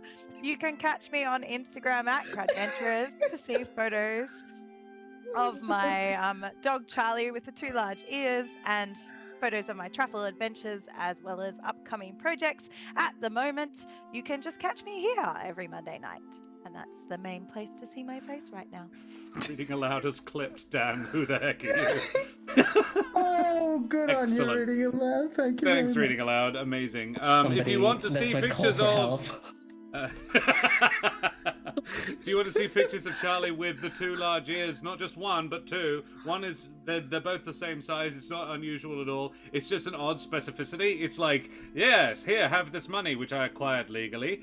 Like, if you are oddly specific, people, it's like, with 2 large ears, I'm like, should it not? Is one unnaturally large?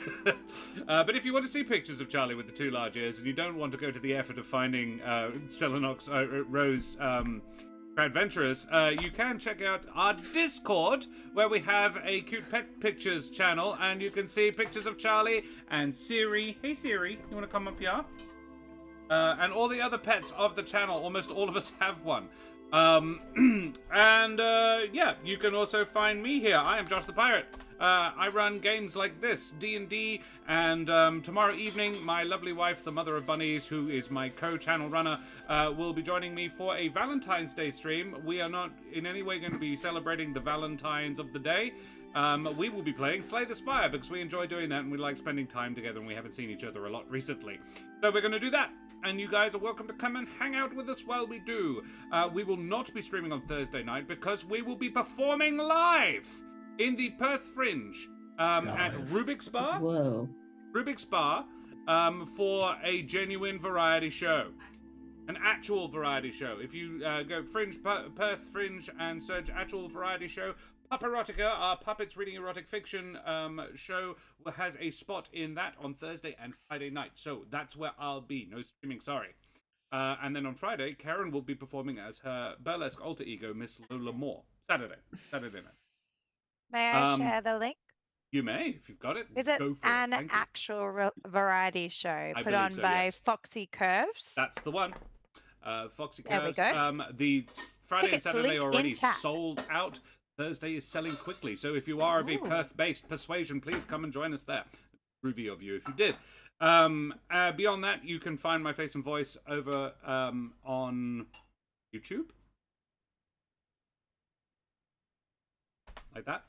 And you can check out my vocal talents in the podcast There Be Dragons, where I play the infamous and deadly pirate Skern Felspar und his little dragon, Crush, who is not unlike the Bean the Dragon as well, actually.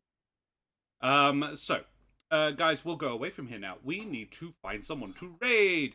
And it's Monday night, and the Eldritch Scribe are streaming, and we like the Eldritch Scribe. So we'll drop you lovely folks on them. If you want more quality RP, stay tuned, because they are great people. Head on over there, smash that follow button if you haven't already. If you have already, don't smash it, because it unfollows, and we don't want that.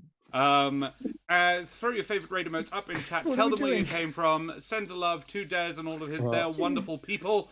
Say hi to Daria and all the others. And we'll be back Monday night next week. Same bat time, same bat channel, for more bat-themed adventures here in Strumblewood. Guys, thank you so much for joining us. Say goodbye, everybody. Goodbye. Goodbye. Bye.